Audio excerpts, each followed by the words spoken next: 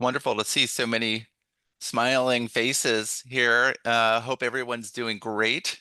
Um, I know Nancy, uh, I'm sure you are just as excited as I am to convene today's group and bring this community together to discuss some really exciting activities and share perspectives and people's work in computable biomedical knowledge.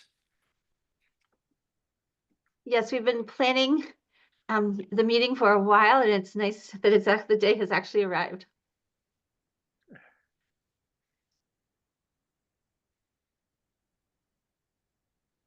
I wonder, it seems like we have a pretty good group already. It'd be interesting to see, just to kind of warm up the chat fingers, like just for folks to share with us where you're joining us from today, what city and state or country even, Canada, US, or beyond.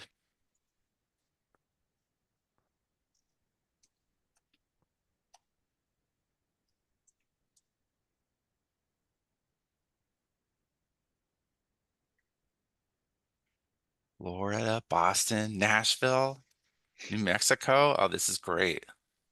Hi, Tony from Chicago. And of course, Michigan, New York. Oh, this is a fantastic representation of folks from all around.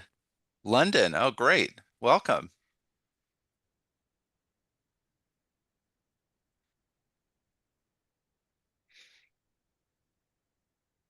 Alabama. Hi, Jim. Someone from Dallas. Brazil. We have Oh, someone did you joining see a us from Brazil? Brazil. Oh, fantastic.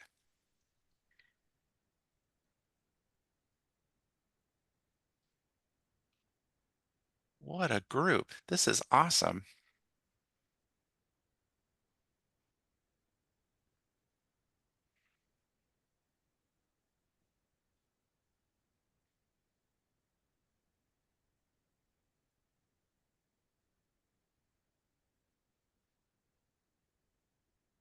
Whenever you're ready, Nancy, I think that this is Okay. a stellar group to get things rolling with. Okay, we have just a couple more people entering, and then we'll go ahead and get started.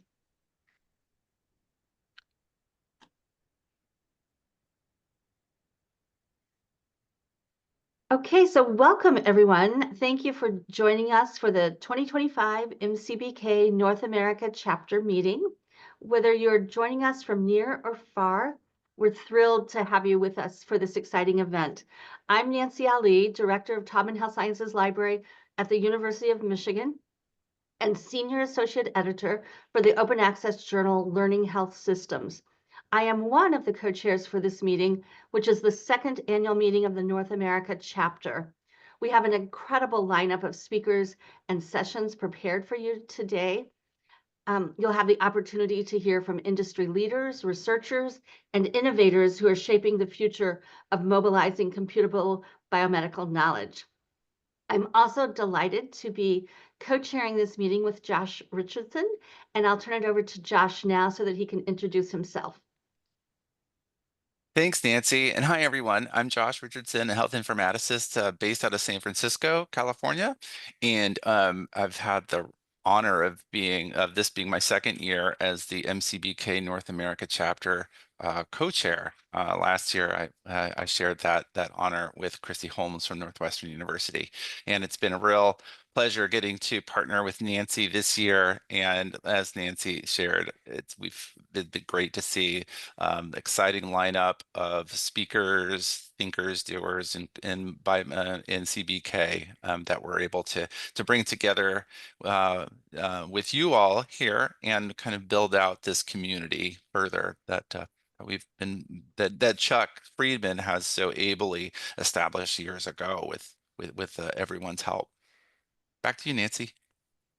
So let's go over a few technical notes to make sure you have the best experience possible. First, the entire two-day meeting will be held on Zoom, and it will be the same link for both days. This link is available in the calendar invitation and the email you would have received from NORCON. The entire session is being recorded and will be made available to you after March 3rd. Most of us are probably familiar with Zoom features, but I do want to mention that the chat feature is available, and you're encouraged to participate actively throughout the sessions. Feel free to ask questions or add comments in the chat. We'll have dedicated time at the end of each session to address questions. I can see that we have 90 attendees that are currently with us, and I invite you to share in the chat where you're joining from and if this is your first time at an MCBK meeting. We ask that you keep your microphones muted during the presentations so that there is no audio interference. When there's time for Q&A, you can use the raise hand feature to unmute and verbally ask your questions. The meeting program, speaker information, poster, and technical demo abstracts are available on our MCBK website. And then lastly, if you encounter any technical issues, our terrific support team of Noor Khan, Chase Masters, and Janelle Burley are available to assist you. So welcome again to today's meeting, and I'll turn it over to Josh now. Thanks, Nancy. Great. Thanks, Nora, for changing to the next slide. So it's been an exciting and maybe an understatement to say an eventful few months in computable biomedical knowledge. But as since we last met in 2024, there has just been so much activity going on in this space that makes it a very exciting and opportune moment to gather and take stock and learn from those who are actually engaged in real and making and doing work that have real world impact on computable biomedical knowledge and learning health systems. And so with that, we're really excited to be leveraging the perspectives from the leaders that we have as keynote speakers, as poster and lightning talk presenters and demos, and others.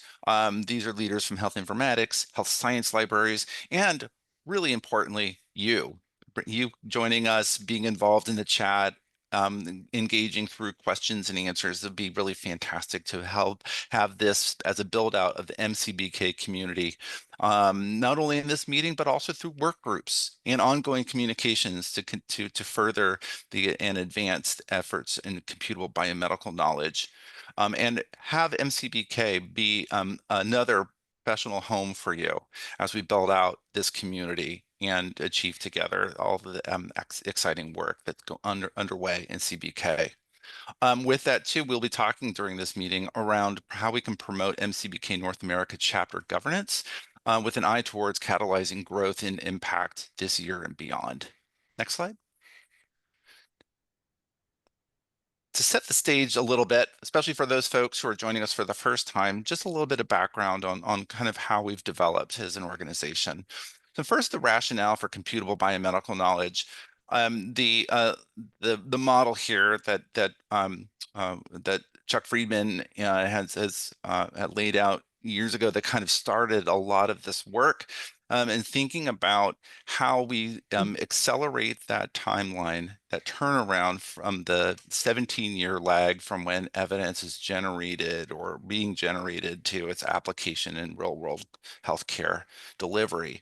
You can look at that from the knowledge, the K2P stage of making knowledge and turning that into real-world performance through implementation, how that feeds into data that actually for monitoring performance, and then back to data into knowledge through discovery phase, and how that iterates itself through these cycles. However, there's a key missing piece at the top of that circle there in order to make effective change in practice actionable and attainable. Next slide.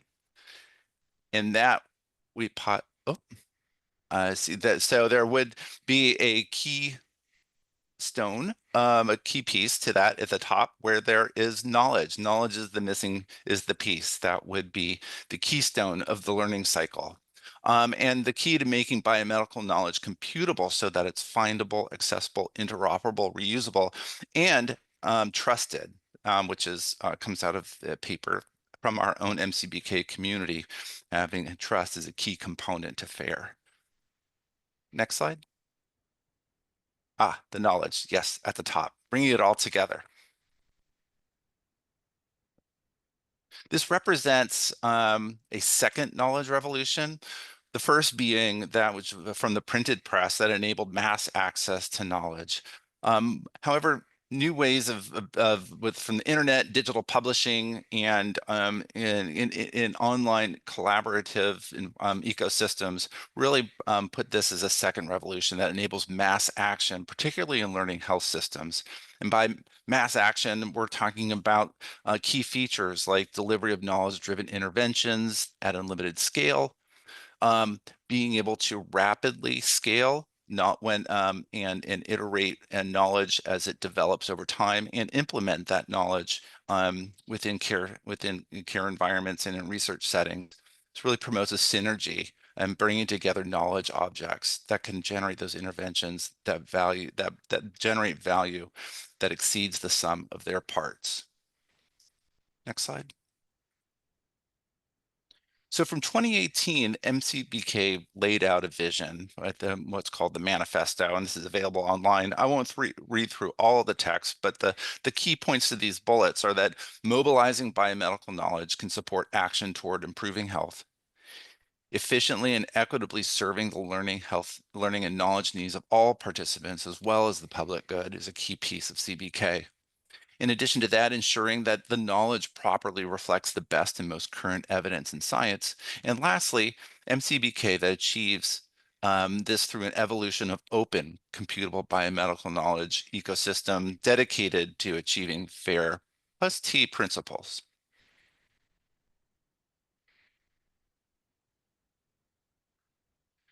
So over time, since then, there's been a multi-stakeholder movement to mobilize fair and trusted computable knowledge that improves health and healthcare. And this has been done through a series of meetings going back to the initial organizing meeting in Ann Arbor in 2017. Were open in-person meetings at NIH in 2018, 2019, a UK meeting, which I think kind of represented and demonstrated the growth in this movement, not only beyond the borders of the United States to Europe, to UK, to Europe, to Asia and Australia.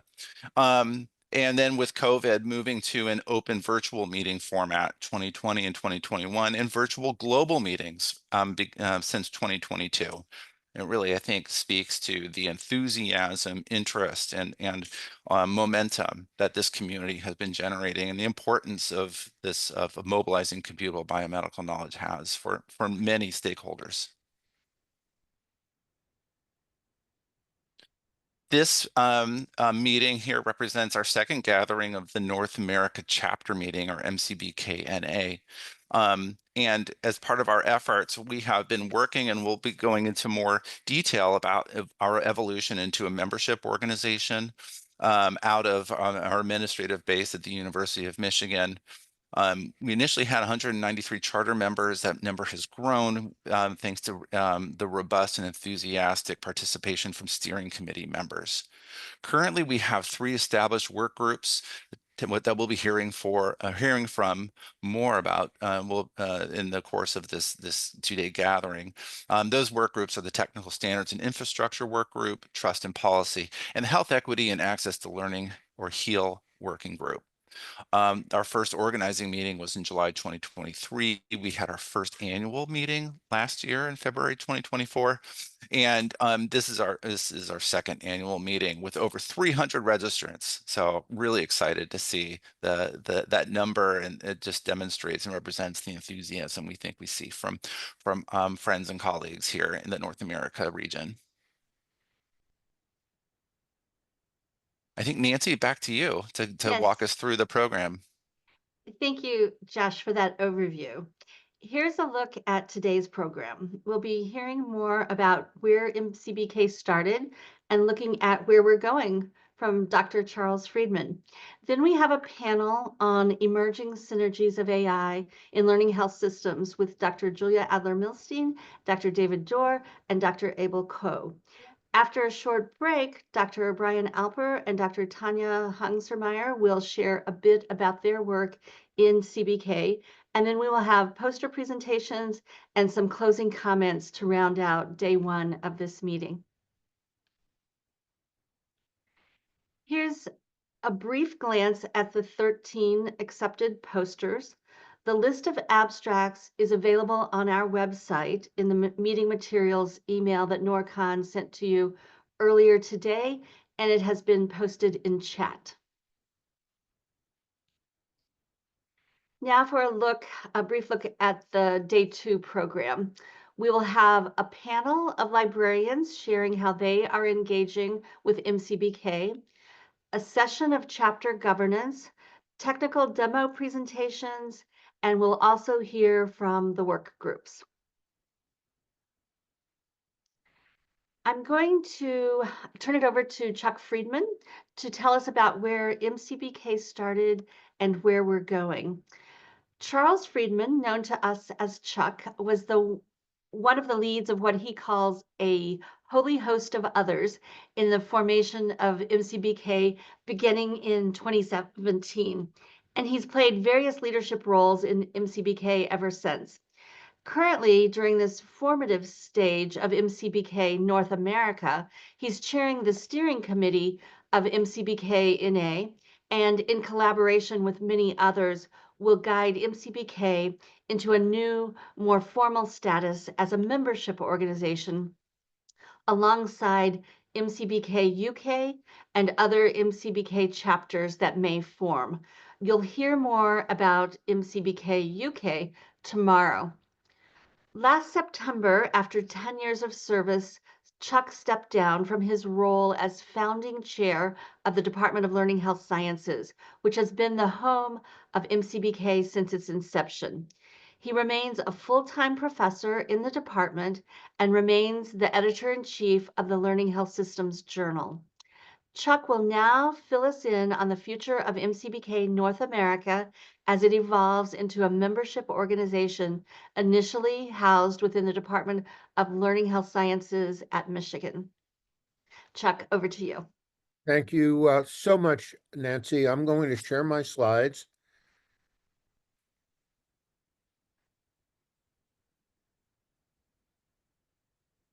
Looking good?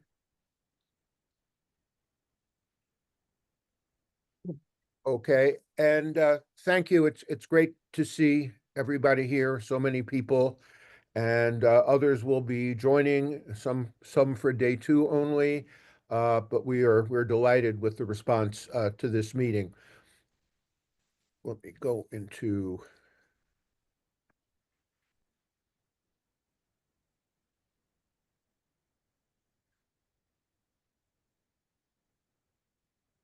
hmm.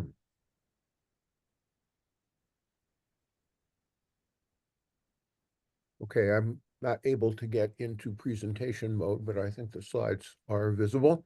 So the just repeating some of the things Josh Richardson said to introduce the current state of MCBK North America chapter. Uh, the home is the University of Michigan, the steering committees, the organizing meeting, and the annual meetings all were gone over very nicely by Josh Richardson. But I wanted to talk about where we are headed from this basis of rearticulating our current state. Over the last couple of years, it has become, in the eyes of the steering committee and many others, that MCBK, particularly as it evolved into a multinational and maybe even global organization, should become more formal. And we began about that time, maybe a year and a half ago, to move in the direction of becoming a more formal organization as a chapter of MCBK Global. So this began with a governance committee as a subcommittee of the steering committee being established. We're very grateful to Doug Van Houweling for being the initial chair of that governance subcommittee. And when Doug moved into a more intense phase of being retired, Nancy Lorenzi very kindly stepped in to succeed him as chair of the governance subcommittee. And the governance subcommittee produced a plan for making MCBK North America into a more formal organization over time, presented that to the steering committee actually on a couple of occasions. And this plan will be presented in more detail tomorrow. But in part because I know that some of you will not be here tomorrow, some of you who are here today, but also to give you an advance organizer of what is to come. Here's a preview of this plan. MCBK North America will become a formal membership organization, and it will have two kinds of members. It will have individual members, and it will have organizational members. The University of Michigan will serve as the initial home for this membership organization.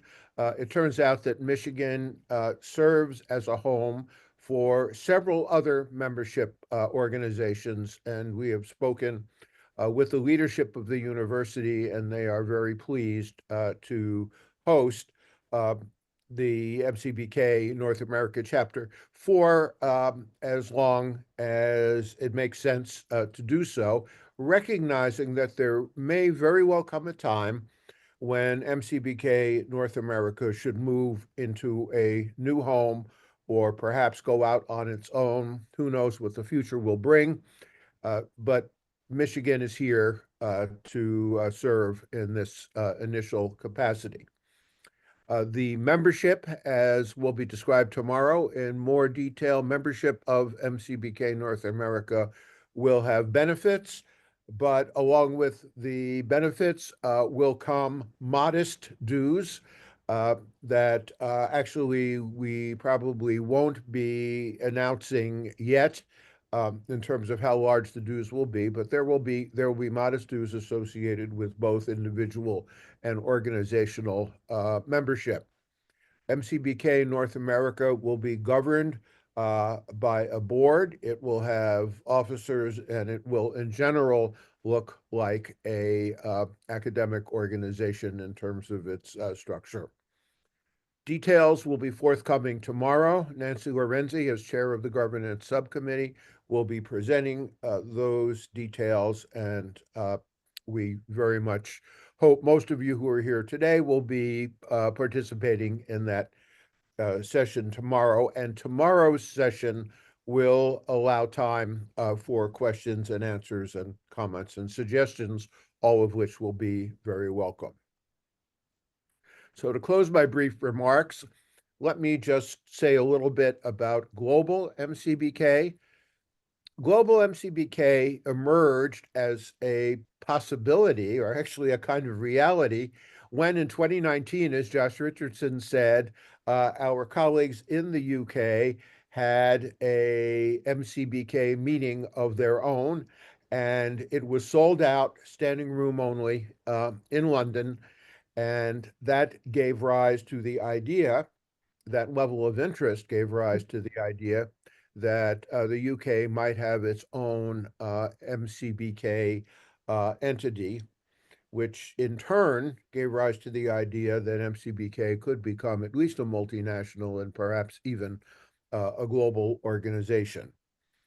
As such, this global entity would be a federation of chapters, which could be continental in nature, national in nature, regional in nature. They would form organically in ways that make sense to them and their members.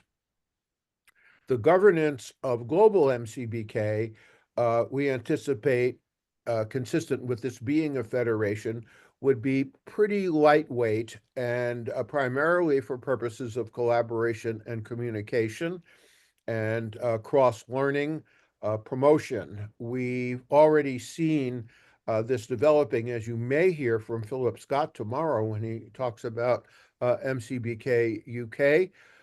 There is interest on the UK side and probably on this side of the Atlantic as well in revisiting the manifesto, which was produced as a consensus document uh, almost 7 years ago, and thinking about how it might need to be modernized a bit and maybe modified with some changed emphases in light of the 7 years that have passed since it was adopted. The Learning Health Systems Journal, I'm proud to say, is the official journal of MCBK, Global MCBK, and will continue to serve as such, as best I can tell. And the abstracts from this meeting uh, will be published in the journal. The abstracts of the posters and demonstrations, I should say. I mentioned that there are two chapters of MCBK at present, UK and North America. There are possible additional chapters being discussed in continental Europe, in Australia, and possibly also in Taiwan. Uh, and we'll see where that goes. I think it's quite likely, based on meetings that are going to take place and presentations that are going to take place in May in Glasgow at the 2025 Medical Informatics Europe (MIE) meeting, that a chapter of MCBK focused on continental Europe will develop. So that's a quick overview on the present, future, and hopes for MCBK in the not too distant future, as both a chapter in North America and a global entity existing as a federation of continental, national, or regional chapters. So thank you all very much. More discussion of this tomorrow, where there will be a chance to offer your comments and questions and suggestions. So Nancy and Josh, back to you.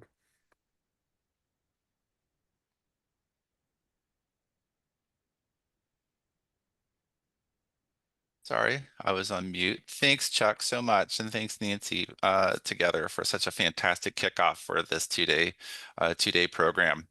I am so pleased and honored to be presenting our panel of keynote speakers today, who will be sharing their perspectives and experiences on emerging synergies of AI and learning health systems. As biomedical knowledge undergoes rapid changes in its production, format, and dissemination, and in many ways due to AI, it's critical to know that AI models are forms of computable biomedical knowledge. And so with that, I'm excited to hear from our keynote presenters for this year's meeting. They'll be discussing their experiences and perspectives on how AI is impacting CBK in their institutions and takeaways perhaps more broadly. Each presenter is a health informatics leader in their own right and is at the forefront of conceptualizing and applying AI for learning health systems. We'll first be hearing from Dr. David Dorr, who is Oregon Health and Science University's Chief Research Information Officer and a Doctor of Internal Medicine in Portland, Oregon. His interests lie in collaborative care, chronic disease management, quality, patient safety, and what clinical information systems require to support these areas. Dr. Dorr has worked on longitudinal care management systems, which are holistic, patient-centered plans for patients, particularly for older adults and people with chronic conditions. And finally, at OHSU, Dave is helping lead AI governance efforts there to establish intake processes for health AI and setting strategy. Our second panelist will be Dr. Julia Adler-Milstein, who is a professor of medicine and the inaugural chief of the Division of Clinical Informatics and Digital Transformation at UCSF in San Francisco, California. Holding a PhD in health policy from Harvard, Dr. Adler-Milstein is a leading researcher in health IT policy with a specific focus on EHRs and interoperability. And recently, she launched a new initiative between her division at UCSF Health to develop an innovative platform and process for ongoing monitoring of AI tools deployed in the health system. And thirdly, we'll be hearing from Dr. Abel Koh, who is a professor of medicine and preventive medicine in the Feinberg School of Medicine at Northwestern University in Chicago, Illinois. And he's the founding director of the Center for Health Information Partnerships. Dr. Ko has led nationally recognized projects, including the ONC-funded Chicago Health IT Regional Extension Center, the Chicago Area Patient-Centered Outcomes Research Network, or Capricorn, and several large ARC-funded QI, quality improvement initiatives. Abel currently directs the Institute for Artificial Intelligence in Medicine, shaping the vision for the Institute and how it can enhance healthcare at Feinberg and beyond. So with that, let me hand the reins over to Dr. Dorr. Dave, you want to take it away? Great, thanks so much. This is an absolutely amazing panel, and I feel like I'm the least of them, so I'm going to just try and set up this topic a little bit for the group. I'm going to share my slides briefly, and we'll go this. So I'm just going to talk briefly about this. I think I am only going first because here at Oregon Health and Science University, we're explicitly trying to figure out how to address this topic. And I'll start by saying that, one of the amazing things about artificial intelligence, especially the new large language models, the generative AI models, is its apparent ability to summarize, I guess I would say, large amounts of information, including knowledge. And even though it has no ability really to it's only predicting what should come next. It does have sort of an amazing ability to transform our how we handle computable knowledge, and we'll talk a little bit about that in this talk. So just a disclosure, I received funding from a bunch of places. And when we talk about AI, it's got a weird space with the FDA in that they say there's a lot of AI as potentially medical devices. Most of what I talk about doesn't have this. So a little bit about this. So I think the one thing I wanted to start with is that there's no better time for trying to transform healthcare than right now, except for maybe yesterday. And that's because costs, especially in the US, are going up, but outcomes are worsening significantly. All the while, we're sort of producing more and more knowledge about what could work, right? And these new capabilities that we'll be talking about potentially could address this, but only if they're in a system. And so I know that most of you know a lot about learning health system work. It wasn't the topic solely of this meeting, of this group, but I like this reference set where we're sort of bringing together elements of a system, science, informatics, incentives, and culture to align them for continuous improvement. So obviously knowledge that's generated both through this process and elsewhere needs to incorporate in this. For us at OHSU, Paul Allen's our Chief Data Officer. We really are thinking about driving these constant cycles, like most people would, to really bring more innovations into care, as well as learning from our data. And this is really important in a much better way. We see this as a major gap, that our ability to really drive innovation and bring new knowledge and our understanding of where the gaps are in care is limited. Lots of benefits, as you know, from this. But for us, what really was transformative is as new capabilities from machine learning came into being, we started to get increasing sense that this could absolutely transform what we do. Obviously, generative AI is only one part of machine learning. There's many other applications, and we also felt like multimodal data AI was coming as well. So we actually were thinking that for radiology and pathology at some point, and dermatology, other imaging-based specialties, as well as others, not doing this was a serious risk, and not leveraging the capabilities of some nascent algorithms in the next 5 or 10 years would really leave our system behind, that there were knowledge embedded basically in these algorithms that they needed. not just for efficiency, but also for understanding. And so for us, we basically set up an AI governance committee, and we identified sort of the major areas that we thought were going to be transformative in this for us as a system. And this included everything from ambient life, that I like to call it now, like where you're recording different aspects of care and then automatically sort of extracting or summarizing that information, where AI systems are responding in different ways. We're doing a lot of transcription and translation. But really, for us, the crucial thing, I think, was, boy, we thought we could extract concepts and then from unstructured information, from the literature, from our notes, from all the data that we have, and then we could put that into structured systems to then drive the learning health system. We could also identify and prioritize the most important things about a patient or a need through summarization, and really get through what has been such a challenge in this area, which is really deciding what is important, what matters most, not just from knowledge itself, but from care teams' perspective, and especially patient perspective. And so this is a big lift, and we're working on it in a lot of ways.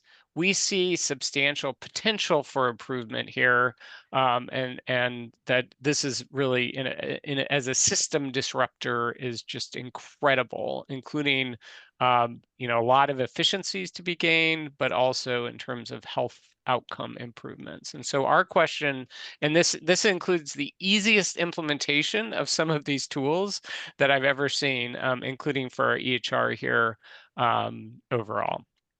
But there are incredible numbers of problems here, right? That there are new kinds of biases and errors in these tools. So even as we're sort of thinking about implementing them to do this incredible work, we really struggled with that. And our biggest issue is inconsistency and the problems of automation bias. So inconsistency here is a study where we use something to summarize information and transform it into a note in a standard set of cases through AI scribes. And we found incredible inconsistency, and the need to sort of look out in a whole different way. So really, as we're thinking about this transformation, worried about that aspect. The other, and I think this is crucial, is when these systems are wrong, they're usually wrong very confidently.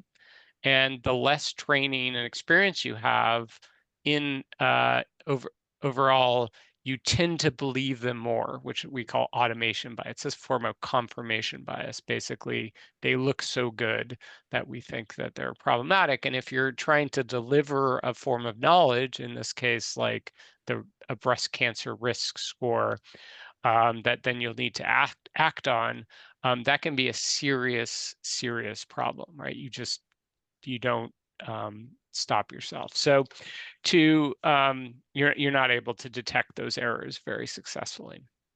So for us, what we're doing at OHSU is establishing the Center for AI-enabled learning health science. So like learning health system work, but incorporating AI and the need to leverage AI in every aspect. And the reasons are very straightforward. Basically, we see this as disruptive. We want to make it a positive disruption and really leverage these opportunities. And so this is the time to sort of drive this. And I think it will really help an incredible amount to really bring people together. There's so much excitement about some of these uses, about reducing burnout and improving, the way we do our work. That it's also a great opportunity to engage this. There's so much we think you can do, but we really have to do it thoughtfully and safely. And my favorite thing now is to sit down with residents, and we talk about a problem that we're seeing. We look at the data, and then we try and like synthesize the knowledge about this area using one of the very common tools for generative AI that do literature reviews. And it's really amazing how quickly you can go through a cycle together. So for what's different for us is, we're really thinking about incorporating AI into our knowledge syntheses processes and pulling that together. We're thinking about, probably you can't see the edge of the slide here, the using AI in our innovation. So a lot of the learning health system projects we've thought about use IT anyhow, the EHR, combining it with the sociological changes that we need for change. And now we're saying we could do even more of this because of some of the opportunities. And then again, leveraging AI's incredible ability to sort of summarize and extract concepts from data by incorporating into that process. So for us, we think this is an incredible opportunity and sort of matches really well with learning health system needs. I think there's a number of issues overall. I won't go into this, but we have sort of this learning health system model cross mission that we're using in it. So I'll finish here. I think I'm right at the end of my time because the next two, Julia and Abel, really have some interesting thoughts to share about this. But when we think about this, when I think about the cores that we're setting up for this center, I think knowledge extraction and implementation of that knowledge, the ability to translate that into action is so amazing with these tools. But we have this problem where we can't always predict their inconsistency, and we need to build those layers and testing to understand how we deal with that. Similarly, like getting better data through concept extraction from data and from narratives, from unstructured data, from all kinds is going to be really transformative. But then the question is, what do we do with that? How do we put that, leverage that data and the gaps in performance we see to address that? And then this new implementation paradigm, we could do so much more now by applying these models and feeding them text in some ways that we can do a lot of work now, but we're still going to have the same sociological and cultural issues. And we need to think about the future for building to multimodal data AI. And then for innovation, I think we've struggled as a system to really understand how we do this, but build innovation into our processes, a crucial part of a learning health system.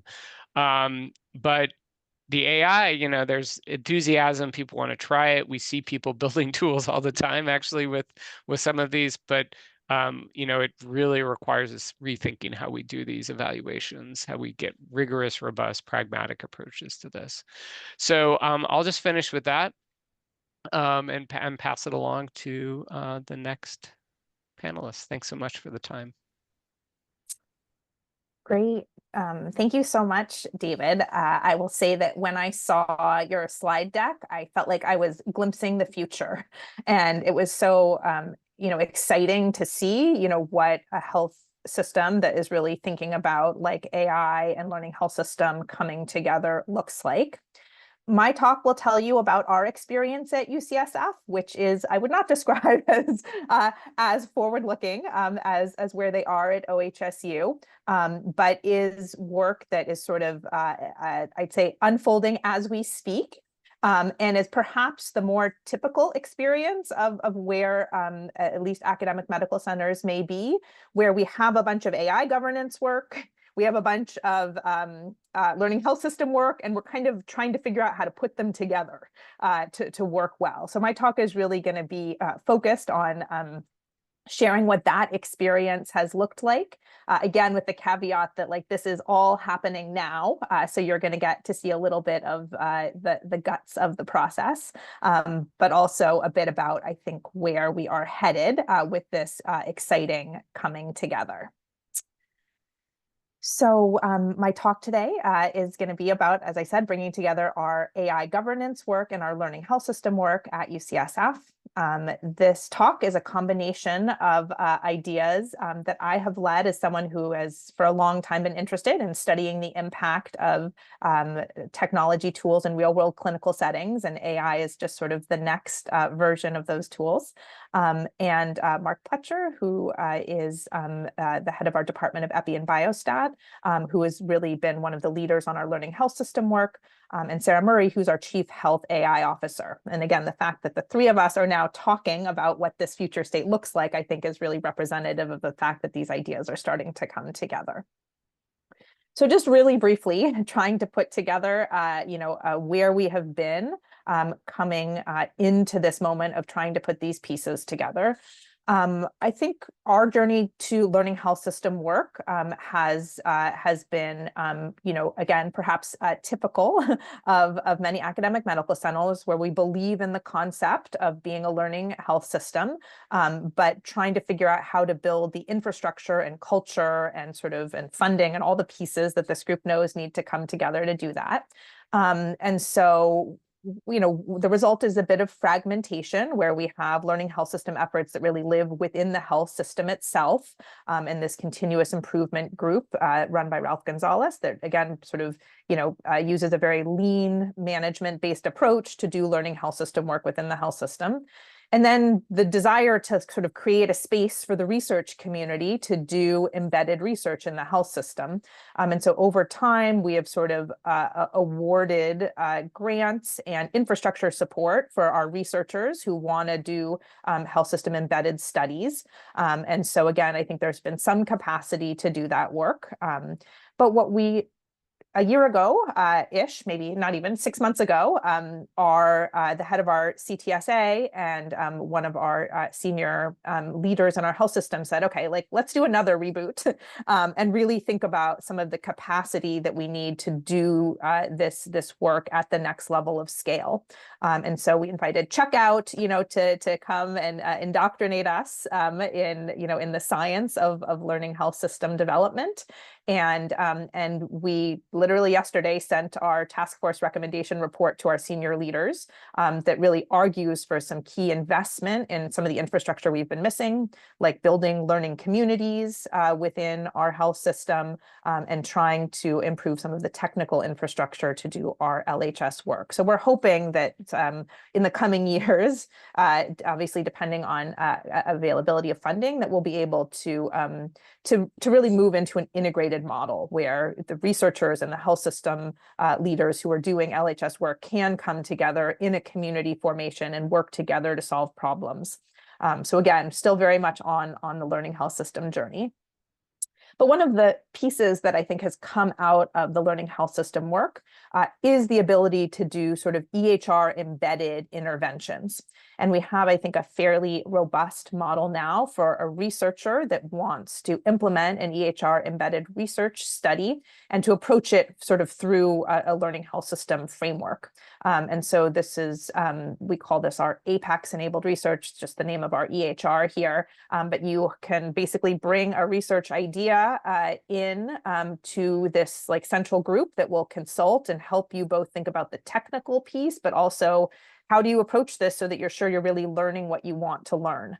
And in some cases, then that allows the researcher to, get a letter of support that goes in with their grant and get the funding, and then come back and actually sort of do the build of the tool. But again, with a lot of the support from our learning health system governance committee that can help ensure that the learning objectives are met. So that can be support from a biostatistician and others. So again, we've tried to sort of enable this EHR embedded research. That includes, for example, a randomization tool so that we can try to generate the best possible evidence from these studies. So that's sort of what came out of our learning health system work, which was some funding and structure for projects and some specific infrastructure to be able to embed these studies within sort of the EHR and EHR related projects. So then separately from that, we have been evolving our AI governance framework because, as again, I suspect everyone who works in a health system knows, there is now just a huge number of possible tools that could be implemented. And so what has to happen is a decision about do these tools solve the problems that our health system considers high priority? And then are these tools trustworthy? And so the way that we have structured AI governance is basically there is one committee that is the people who understand the problem space and have the budget to solve problems within the health system. We call them our Health AI Steering Committee. And they prioritize the AI tools that there are going to be resources to implement. And then basically, once they've identified a sort of set of tools, like AI Scribe is an example of a recently prioritized and resourced tools, then it gets bumped down to our Health AI Oversight Committee that does all the work to assess the trustworthiness of the tool. And we use the HHS domains of trustworthiness, we measures, we do, retrospective, prospective, pilot, sort of a full set of reviews of all the tools to ensure they meet our trustworthiness criteria. And then, as you can see, sort of as the tools get evaluated, they get bumped up to Health AI Steering when we have to make the next decision about resourcing and scaling.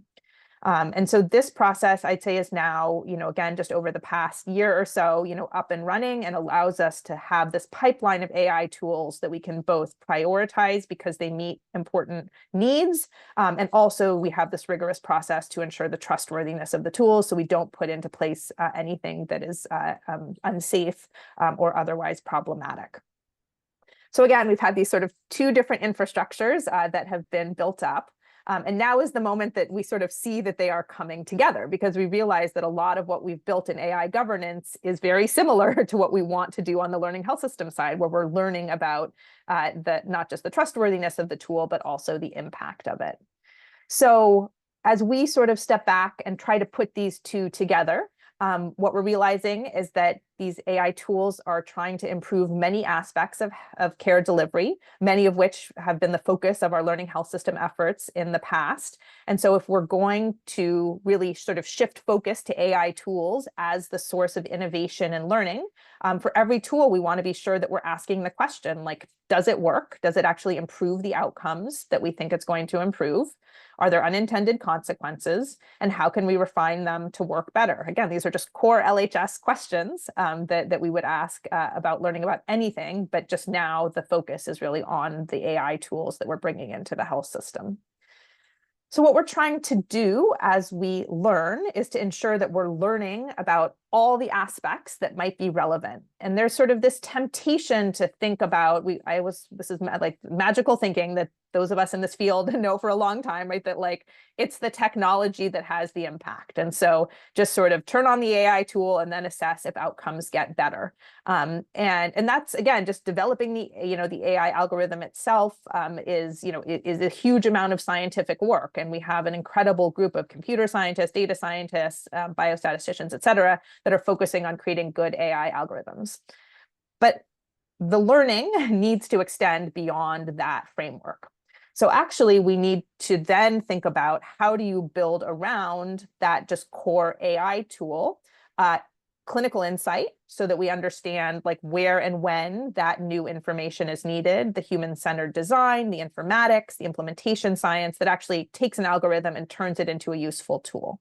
So now we have this much broader notion of what we need to understand and study for each of our AI tools to ensure, again, that that they're effective and that we're learning about how to do each of these well.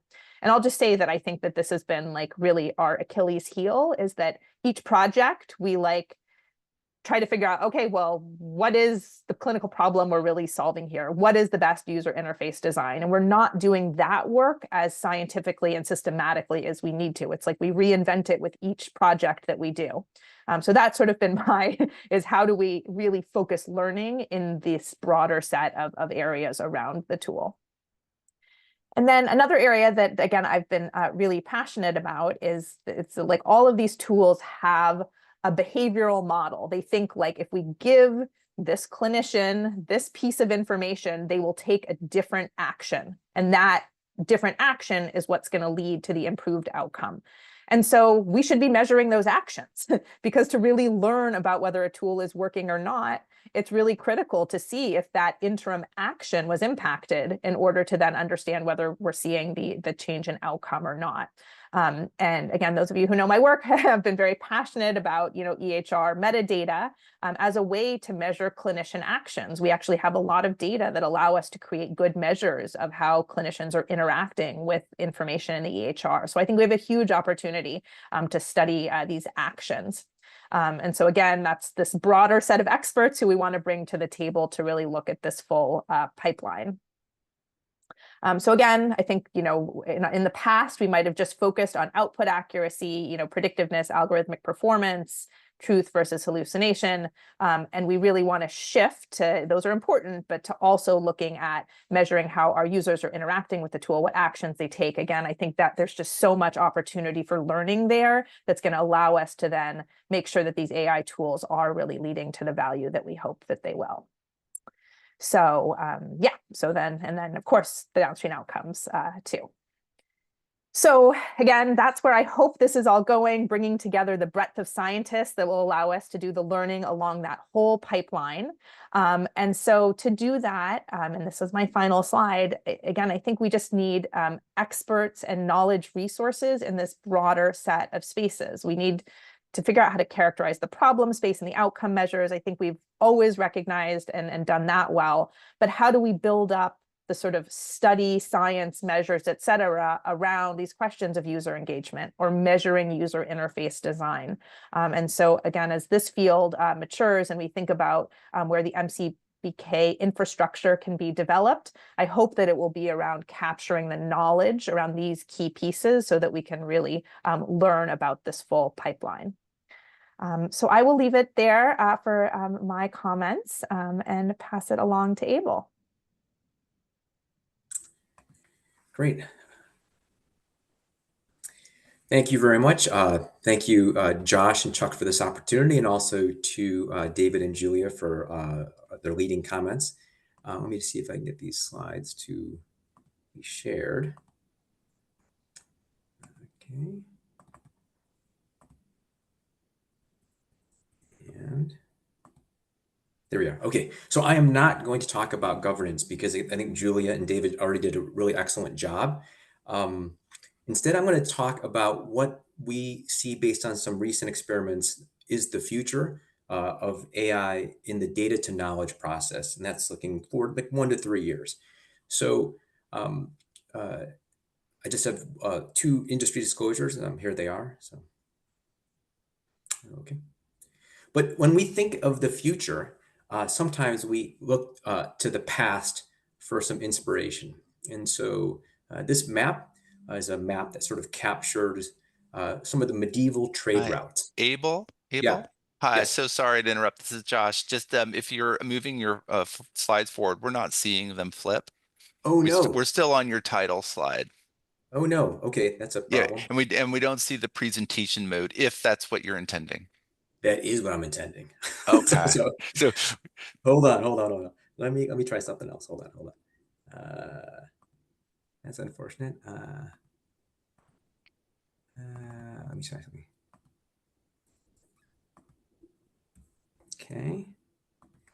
Can you see my disclosures at all?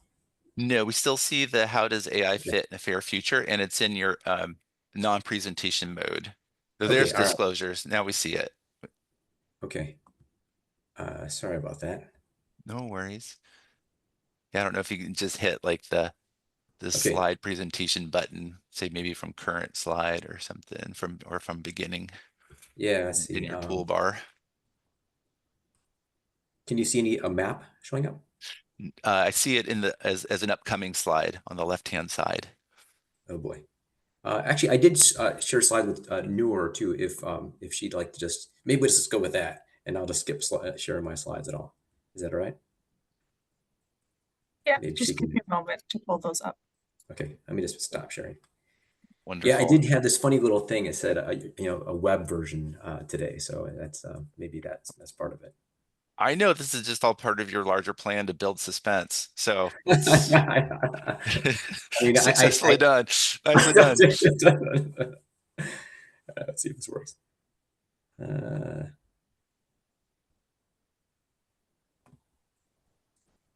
Okay. Here we go. Yeah, and Noor, so maybe you can just go to the disclosures. I'm just going to prompt you like the old school way, like with the slide things. So okay, so next slide.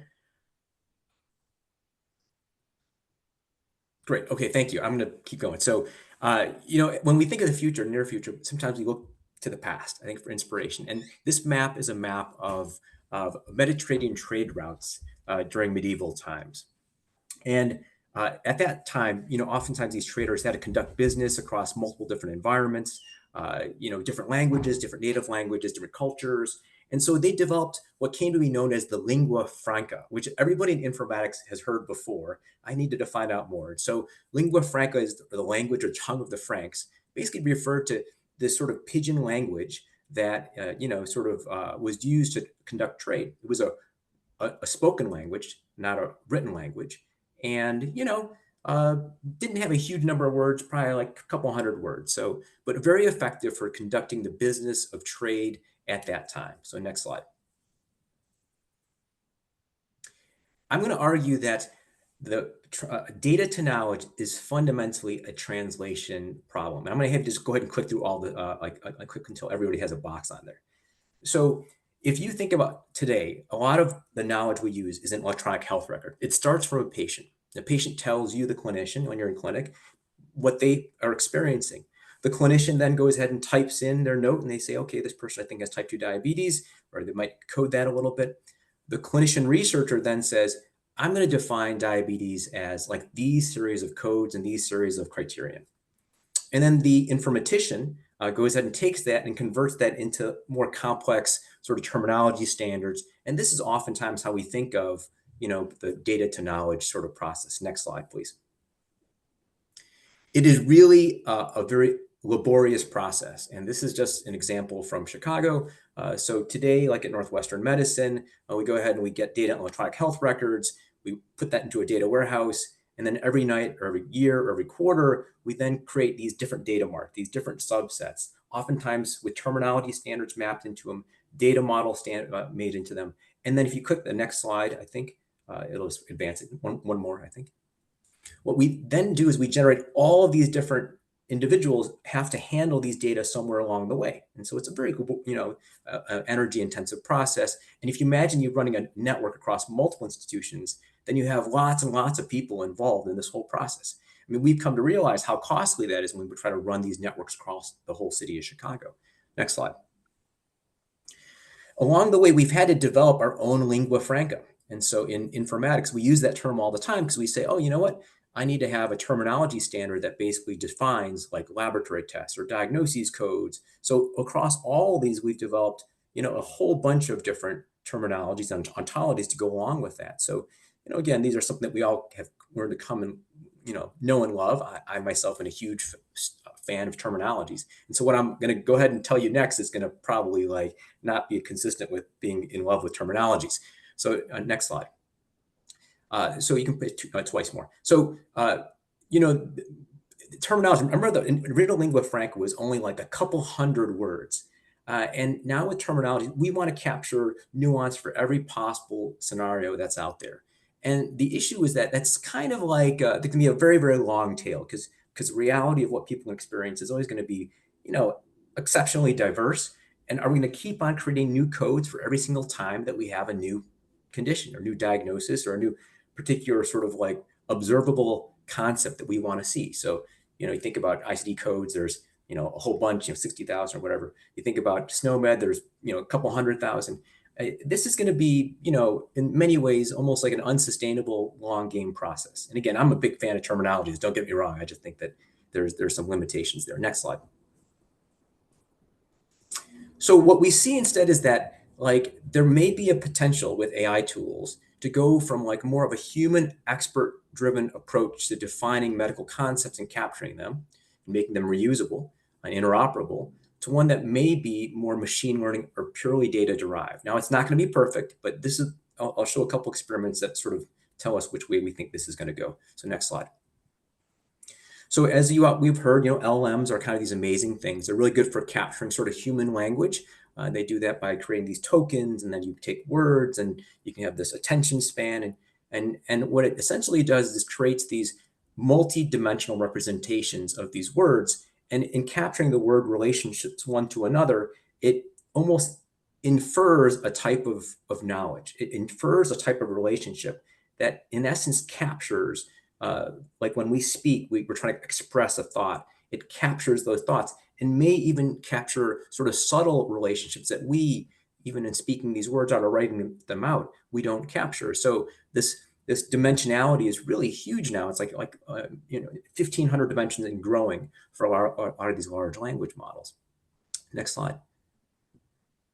Now, what we've seen in the literature in the past couple of years something pretty exciting, which is that if you take electronic health record data, and this was a great article in 2021, and you model it like words or sentences, in these multidimensional sort of representations, what you end up being able to do is create sort of like these multidimensional clouds, like that one up on the upper right corner there.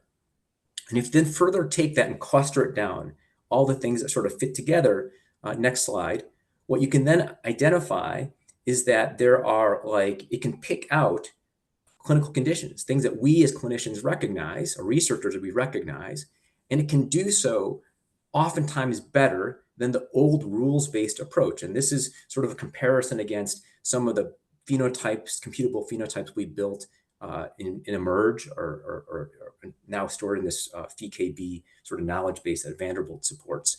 And so again, as you look across the performance, this sort of data-driven approach to identifying medical concepts, or in this case, diagnoses or phenotypes, it outperforms, a typical expert-based approach.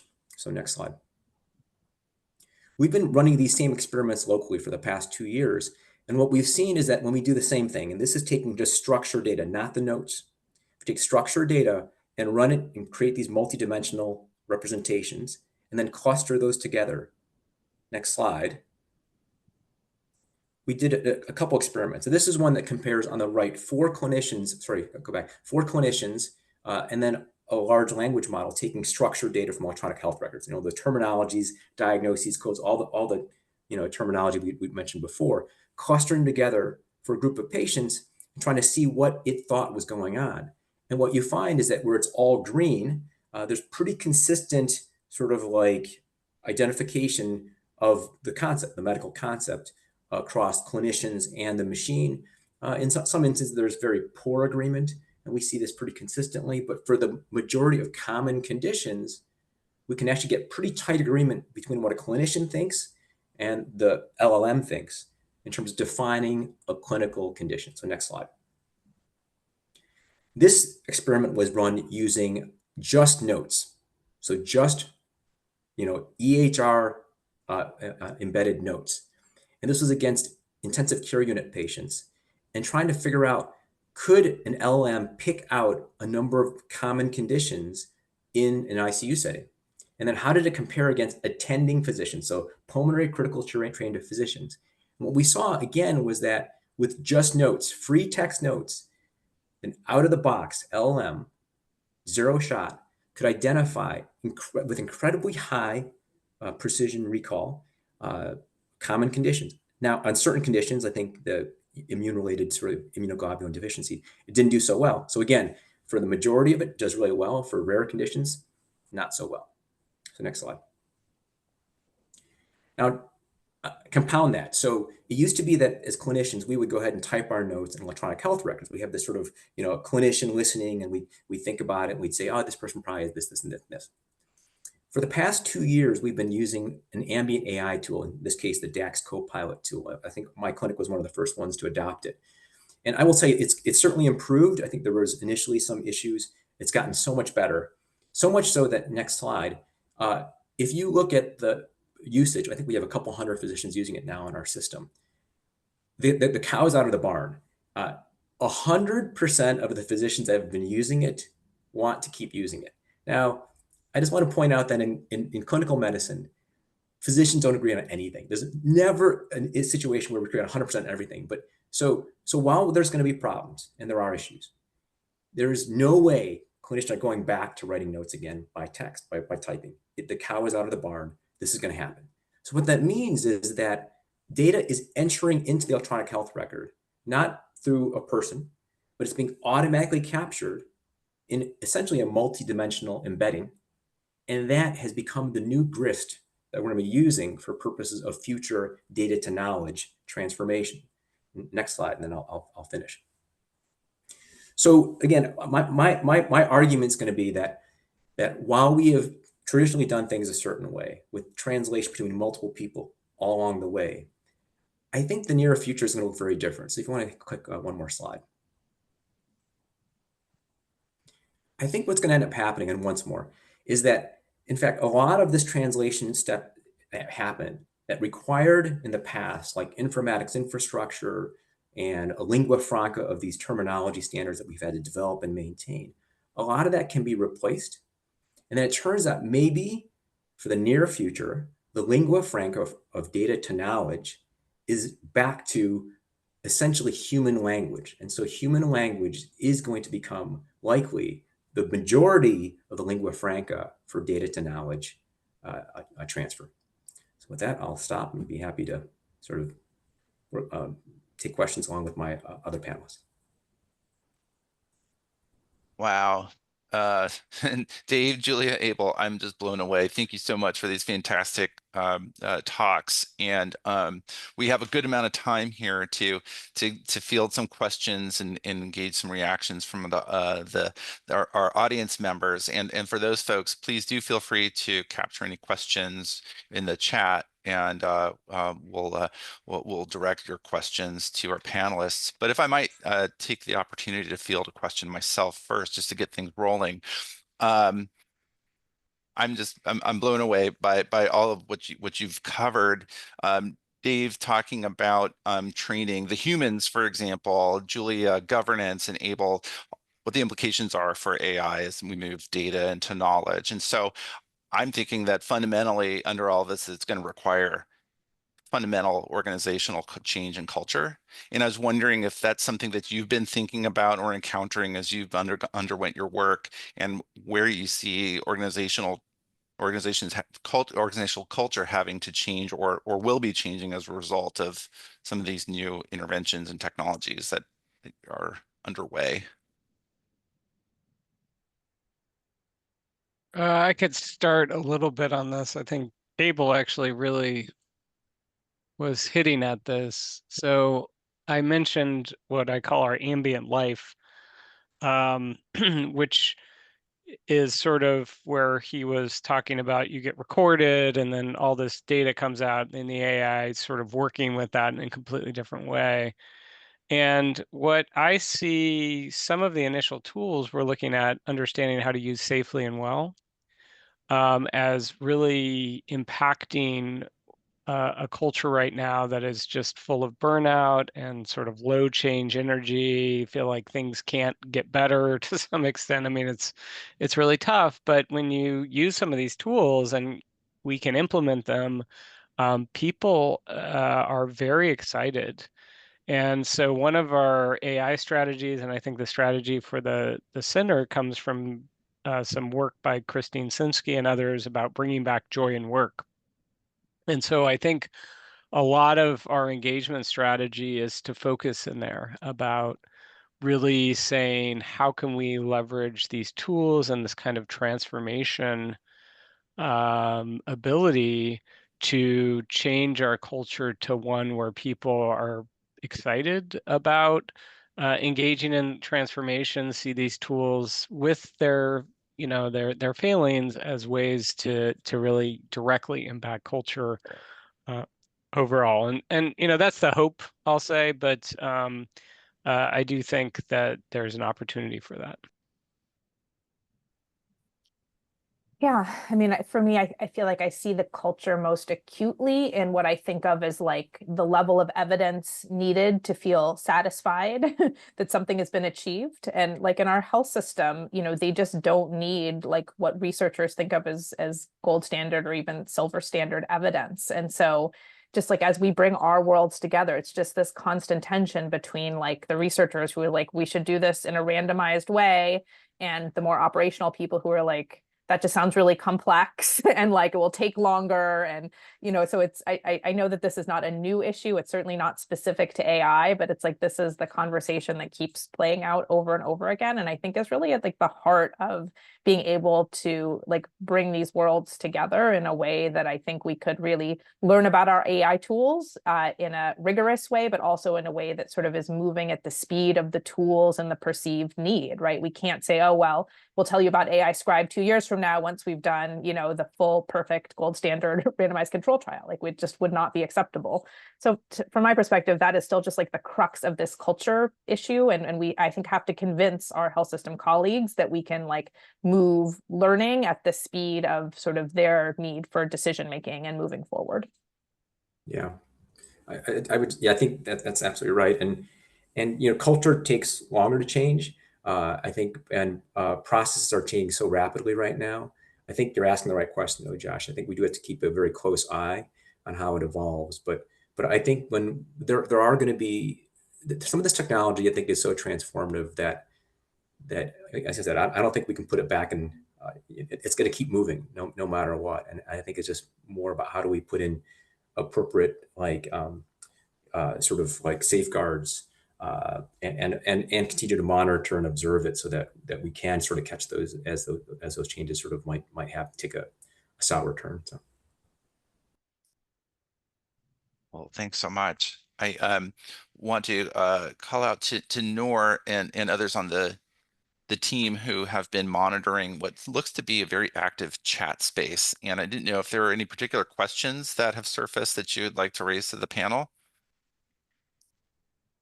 Yeah, so I have seen that at least Julia and David have responded to a few of the comments that are in the chat. That's available for everyone to see, but I'll bring up a question that Blackford posed about, I guess, worrying about the Ouroboros effect, how AI is increasingly causing homogenized inputs created by AI itself. And he linked I think, an article on that. So just wondering if Abel had any comments on that. Yeah, Blackford, thanks for that. Good to see you. I saw you. No, I think that's always going to be a concern. I think there's certain segments of where health or healthcare is that it's more of a risk. I think on the ambient side, I'm less concerned about because the source of information. It's not like a snake eating its tail. There's a person involved. There's people involved in generating the information. The patient still is sort of the raw source, and I think that part's good. But I do have worries about other places.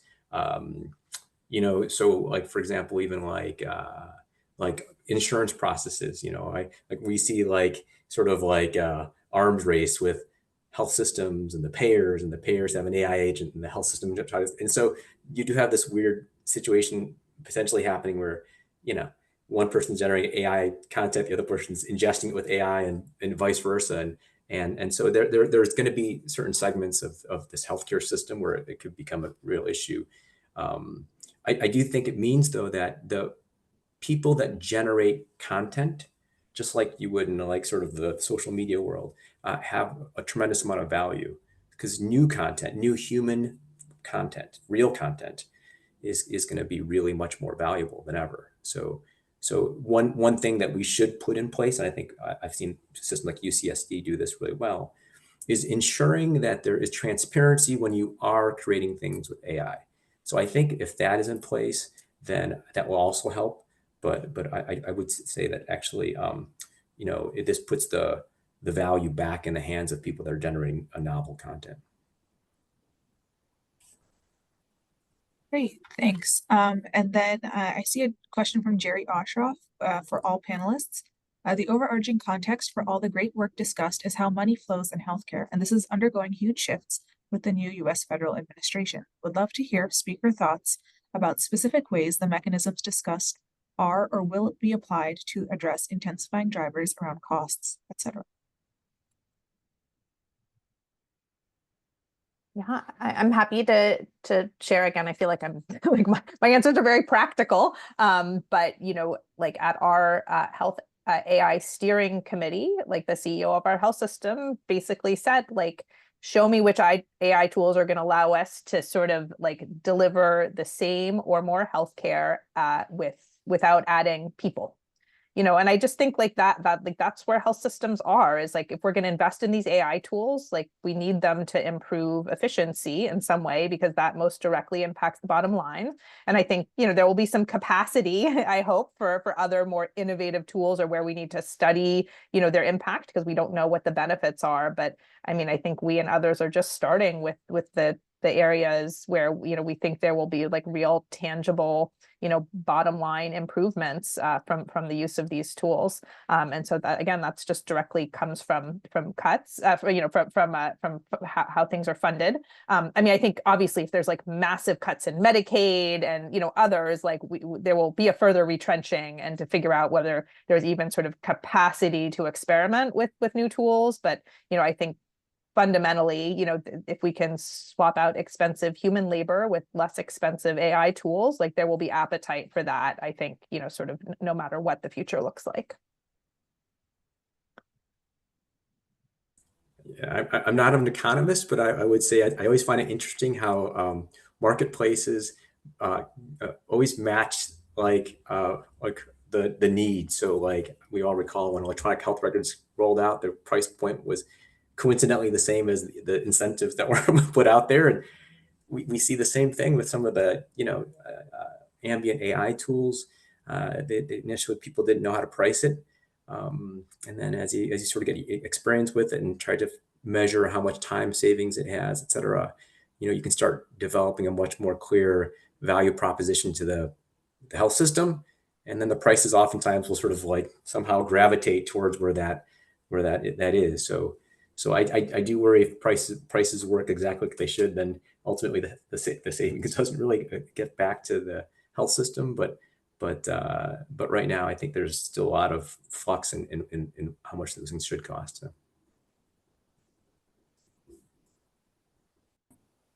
I'm seeing that we have a hand raised, and maybe we could try out a question from the audience directly from Todd.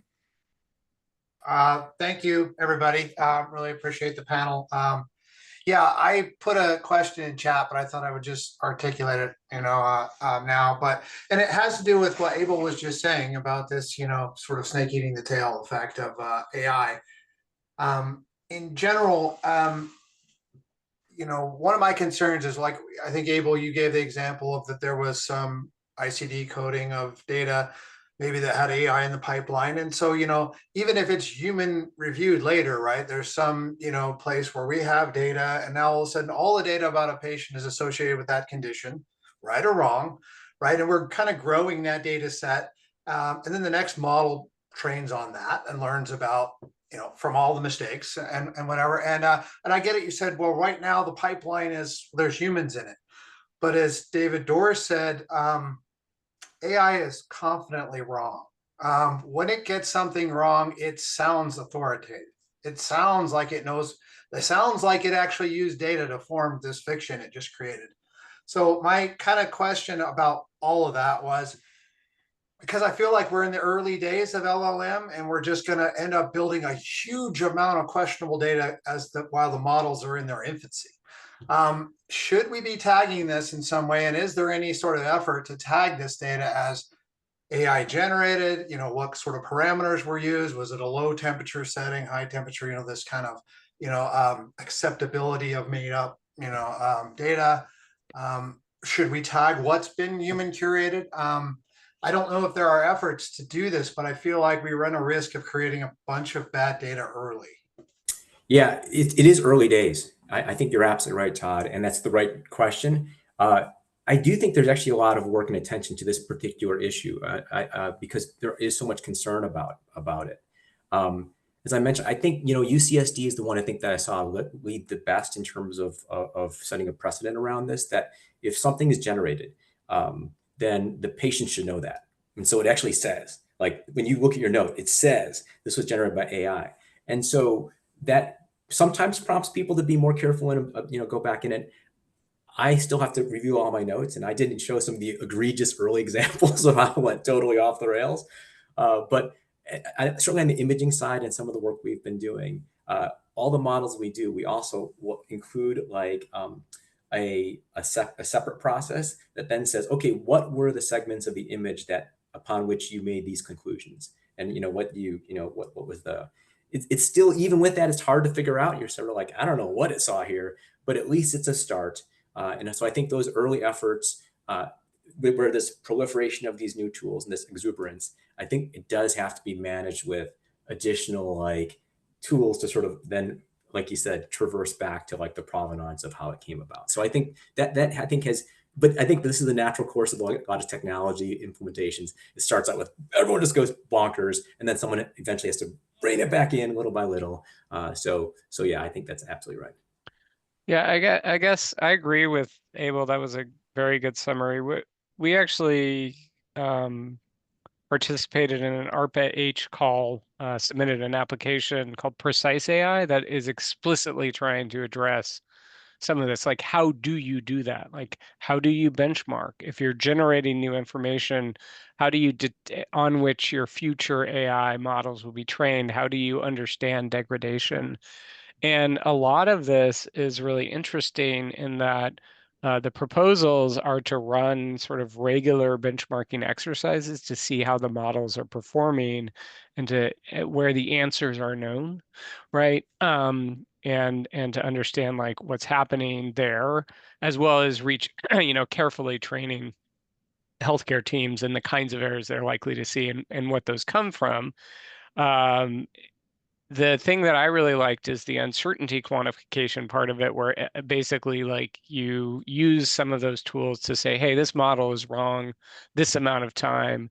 And this is a use case where it turns out it's wrong more often than not for these reasons. And so you start to, use these tools more carefully. I heard you talk a lot about generating data, right? So generative AI, things that are generating new information. And that I think is exactly right, that some of the generated information uh, will the models do to tend to degrade over time if it's just consuming its own information, and so you could see that happening over time. There are ways to address that. It's part of learning about how to deal with these new kinds of models, but it is something that I think you have to look out for. So a lot of what we're doing is saying what is the you know, quality assurance and algorithmic monitoring ecosystem we need to have, and where does that need to live in health systems, which can't do most of this actually, and where can that be in other places, and then really understand how to deal with degradation. I think that's really important. I still think human curation will be crucial. I don't know, Julia, if you have thoughts, comments you want to share. Otherwise, we can go over to Chuck, who has his hand up. Never want to steal the floor from Chuck, so. I'll just Chuck. say thank you for answering. I appreciate it. Thank you, Todd. Great question. Chuck, over to you. Oh, you're on You're mute, on I mute. think. I saw that too. Okay, I just see we only have a couple of minutes left, so I want to put a yes or no question to each member of the panel.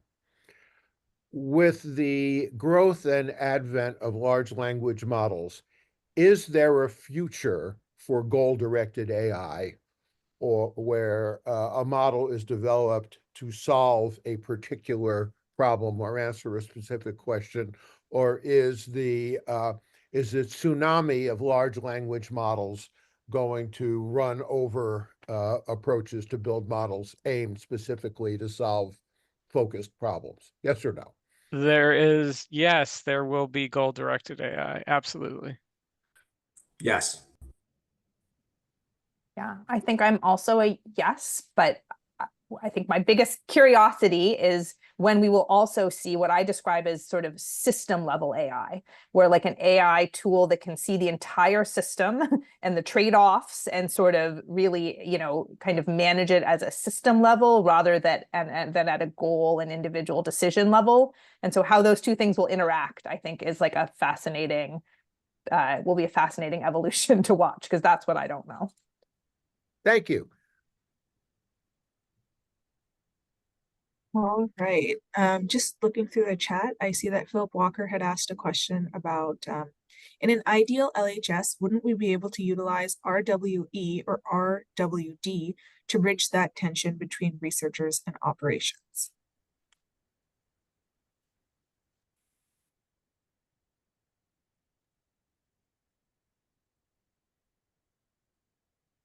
Yeah, I mean, I think Yeah, I mean, I'm not sure if this is to my point, but you know, I mean, again, I think real world evidence is, you know, it is not, it doesn't just like magically get created, right? There's still like a process of evidence generation, and I think it's the approach and timeline of that that you know, that creates some of the friction. I mean, I do think there are examples of where like monitoring and surveillance systems have been set up using real world data. And so I think in those cases, yes, like that it does allow some of the bridging. But you know, again, I think it's when there's sort of an initial problem space that's been scoped, and then the question is, how do we bring real world evidence to understand that problem scope, right? Like that whole process, if done with like a true research lens, usually moves at a pace that like those whose, you know, job it is to solve that problem from an operational perspective usually find to be too slow.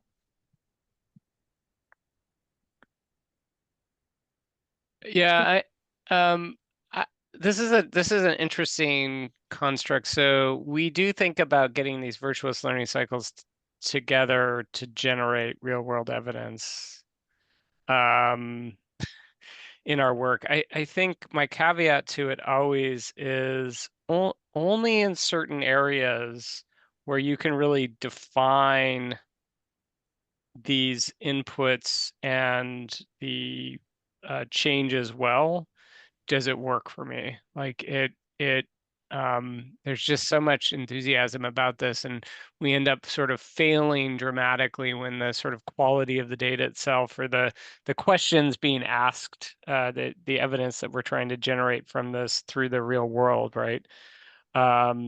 Just is an ill fit, and that's the main problem that I've seen, where the sort of art of this comes in, it really constraining it to the areas where you think it can work the best, and avoiding asking the wrong questions of it, and that's the gap I've seen most frequently.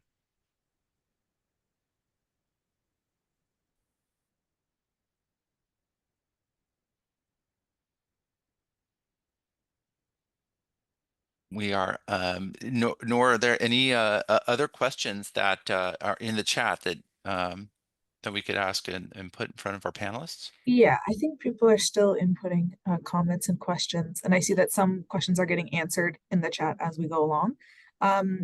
Christian asked, and I'm not exactly sure what it's referring to, but he or she asked, how does it work exactly? What information needs to be disclosed? And is it through the patient or physician? What does the LLM create or generate?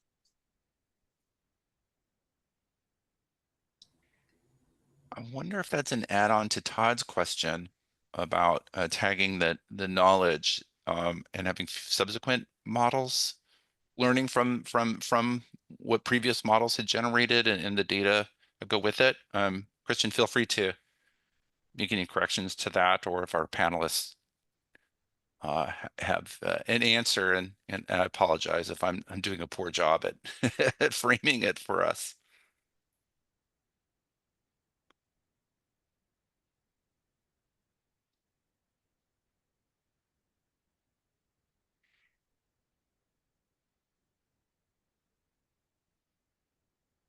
Christian, if you could maybe provide a little bit more context or clarification in the chat, that would be great. If I might just take one question myself here to pose to our panelists. I'm curious about your observations on what's going on in the external environment in knowledge and access to knowledge. And as we know, things are rapidly changing, particularly around the federal level. So thinking about changes in federal funding that could impact access to data and knowledge. And what advice do you have for folks in terms of being agile in the face of these rapid changes underway, and how might you be having to adjust to kind of a very fluid situation at the moment? Yeah, this is something we're all facing.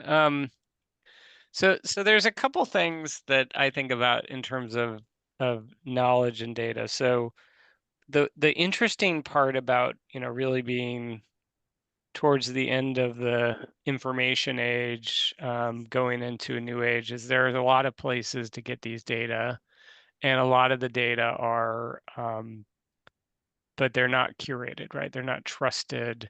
And really, this issue about trust in our data and in the knowledge is an incredibly crucial one. And that's true of algorithms for AI, right? So that's some of the questions I've heard right now. It's something that we use to evaluate these tools pretty thoroughly, to look for concerns about trust, the problems, but also like the sentiment around trust, really focusing first on our patients.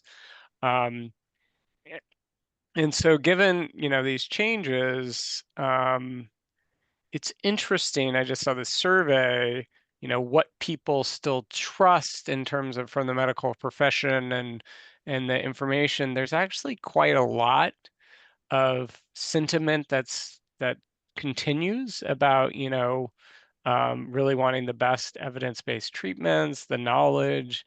And so to some extent, what I think about here is, how do we get these, maintain a well-trusted and well-curated set of data in some cases, and knowledge in a lot of it, and recommendations, given some changes and move away from sort of that evidence-based into more sentiment-based. Ultimately, I don't have an easy answer for this. There's some great efforts going on, but this idea, I think the main idea that I have is like, really the opportunity here is to really think about what can be most trusted and how do you build that trust up amongst different stakeholders, and then really leverage that. And that's something we're working very hard on. Yeah, Josh, I think we're all like very thrown off today. I don't worry at all about AI, to be honest. I worry about really dumb humans right now. Like that's what I worry about most, and I worry about the removal of existing human knowledge. I think that's the part that's very very worrisome. Um, as you all know, like we have a lot of data sets that we all rely upon, and there are only certain entities that can manage those or maintain those.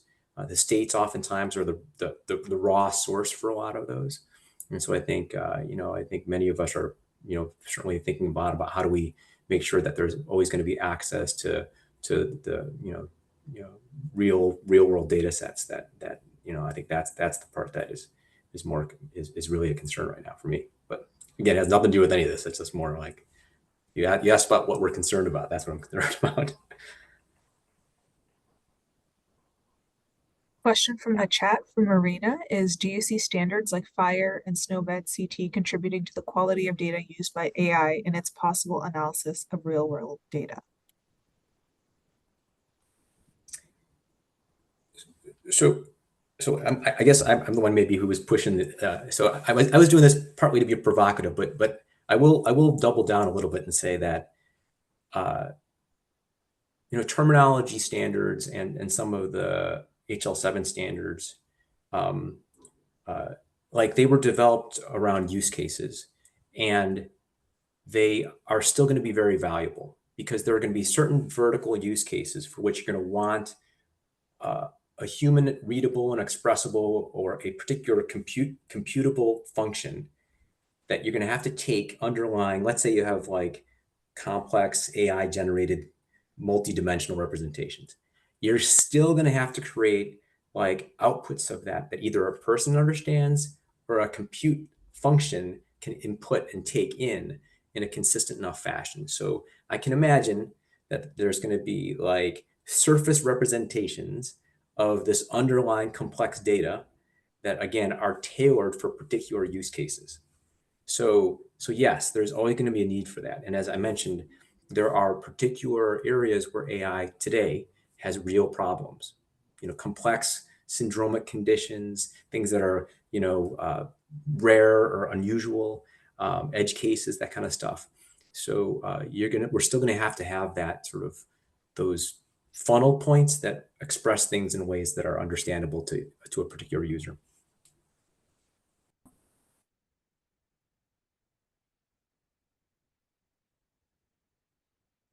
Yeah, I guess for me, these will continue, fire specifically will continue to be very useful. It's just an information exchange standard. And we've tried to do, non-fire based information exchange we have for a long time, and it just lacks the context and the ability to understand both what is requested and what needs to be sent.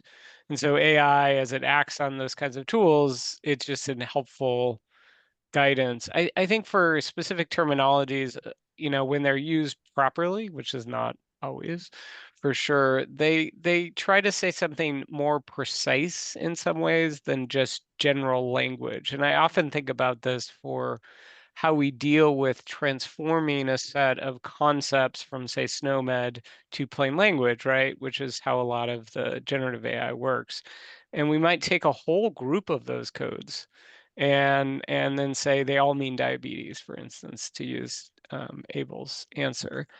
And the curation of those value sets can be difficult, and the how those codes got entered in the first place is a real problem.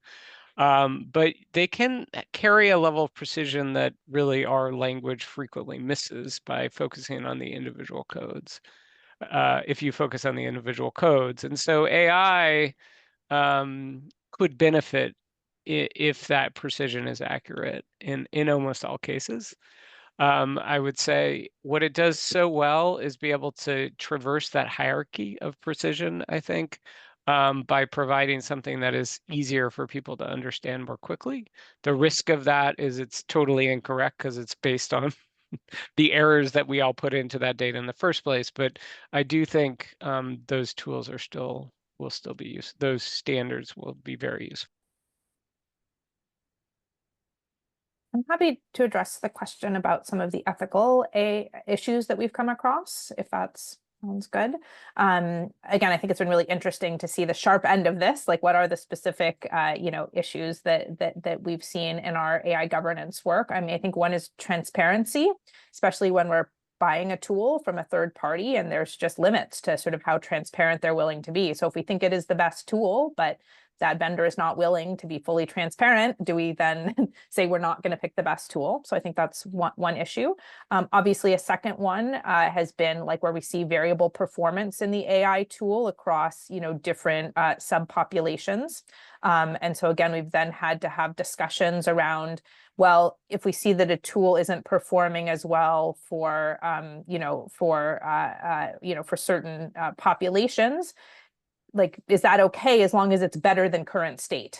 So basically everyone is going to get a benefit from that tool, even if we're going to accept that some of the benefits might be differential.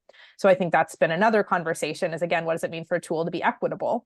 And so that's, I think, been an interesting ethical discussion. And then the third example I'll give is we are considering AI tools for things like which claims denials to fight, which is, again, like feels like it has, all sorts of ethical issues on it just by the nature of the tool. And then you sort of have to unpack all of the, like, well, what is current state? Like, what happens when a claim does get denied? Do we actually ask the patient to pay or not? And if we ask them to pay, is it balance bill or is it, cost-based? So anyway, I just find that these conversations like have this fascinating unpacking that happens with them. And you really have to understand current state, I think, to be able to assess the ethical issues and understand whether that tool really has the potential to be unethical or not.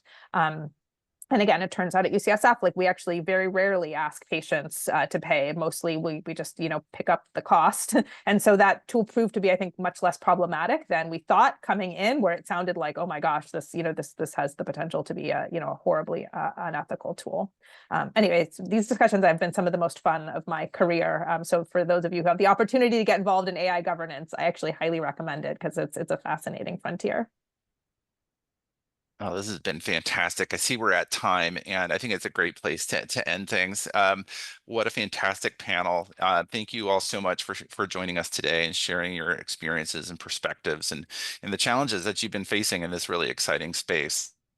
Thanks all for joining. I think from here, we're going to take a little bit of a break. We'll be coming back and listening and hearing from Tanya Hongstermeyer and Brian Alper, who will be sharing their perspectives perspectives on and from where they sit in their organizations. And we will come back in 15 minutes. Thanks again to Dave, Julia, Abel. Fantastic. Really appreciate you. Thank you, Josh. Bye-bye. See you in Thanks. 15.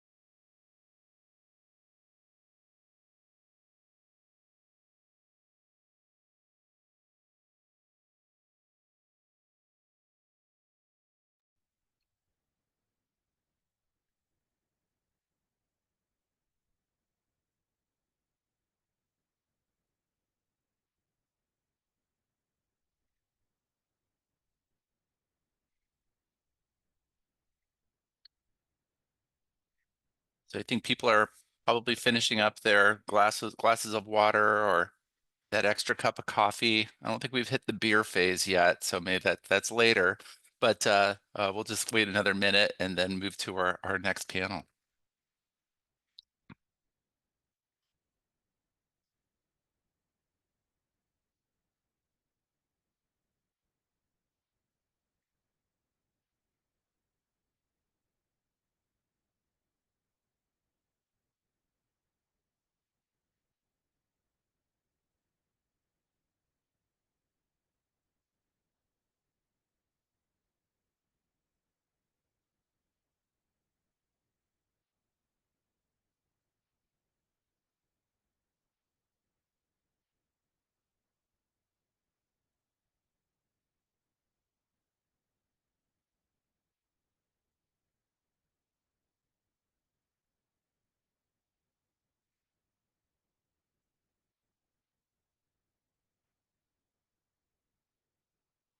Okay, with that, I'll go ahead and say welcome back, everybody. What a fantastic kickoff panel. Again, our thanks go out to Doctors Dorr, Adler Milstein, and Co. for their fantastic presentations. I will unleash perhaps my inner infomercial host and say, but wait, there's more.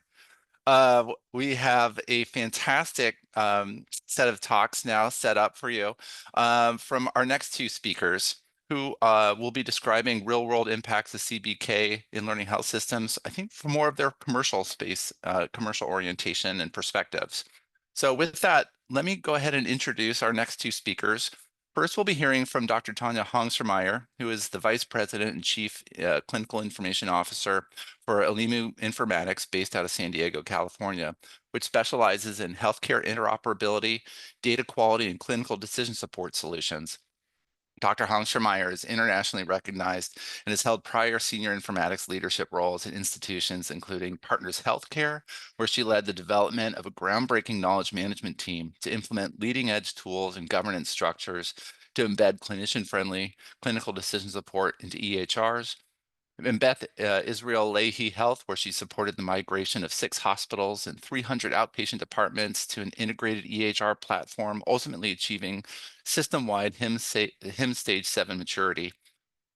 More recently, Tanya leads efforts that have implemented collaboration and content management systems, served as team lead on the ARC-funded Clinical Decision Support Consortium and the Healthy Decisions Initiative, which led to the development of a standard digital model for reporting quality measures. Her focus remains on ensuring that caregivers and patients have access to the best knowledge solutions possible for achieving health connection and wellness. And then next, we'll hear from Dr. Brian Alper, who is the CEO of Computable Publishing, president of the Scientific Knowledge Accelerator Foundation, and project lead for EBM on Fire and the Health Evidence Knowledge Accelerator. Founder of the clinical reference tool Dynamed, Dr. Alper is now leading efforts that enable standards-based computable healthcare and scientific knowledge, especially related to healthcare and scientific evidence. Through his company, Computable Publishing LLC, and his nonprofit, the Scientific Knowledge Accelerator Foundation, Brian leads multiple efforts, including the Health Evidence Knowledge Accelerator, Evidence-Based Medicine on Fire Implementation Guide, the Scientific Evidence Code System, and the Fever platform that facilitates data exchange for scientific knowledge. So with that, let me hand it off then to Dr. Hongstermeyer to kick us off. Tanya? Thank you, Josh. I'm going to see if I can share my slides and you can let me know if it's working. Great to be here. Can you all see my slides? I'm going to go into presentation mode, so hopefully that works. Yes. Okay, great. Well, it's a hard act to follow. That was an amazing panel earlier. Josh and the team asked me to just talk about what we're seeing with AI and its impact on the learning health systems, the opportunities and challenges. So as we've been talking about already, AI tools are already being pervasively used in healthcare, sanctioned or not. Predictive models have been around for a while. And now we have the ambient listening tools, in-basket response management, image interpretation, clinical decision support via chatbots and patient messaging, engagement, wearables, and the like. And of course, the prior authorization and the revenue cycle is becoming a hot target for use of AI. And of course now clinical trials in precision medicine. So what's the driver? Well, in what we're seeing is just diminished healthcare capacity. We've got an aging population, and despite the fact that we spend 20% of our GDP on healthcare, we have a huge access issues. And part of it, we think, is because we've been in a payer-providers arms race for quite some time. And with all the quality measures and the revenue cycle impacts on the caregiving capacity, the hope is that AI will help us deliver better care more efficiently in the face of diminishing margins, declining access, and the continuous uncertainty that healthcare delivery systems are living under in order to operate in the way the business model works for healthcare today.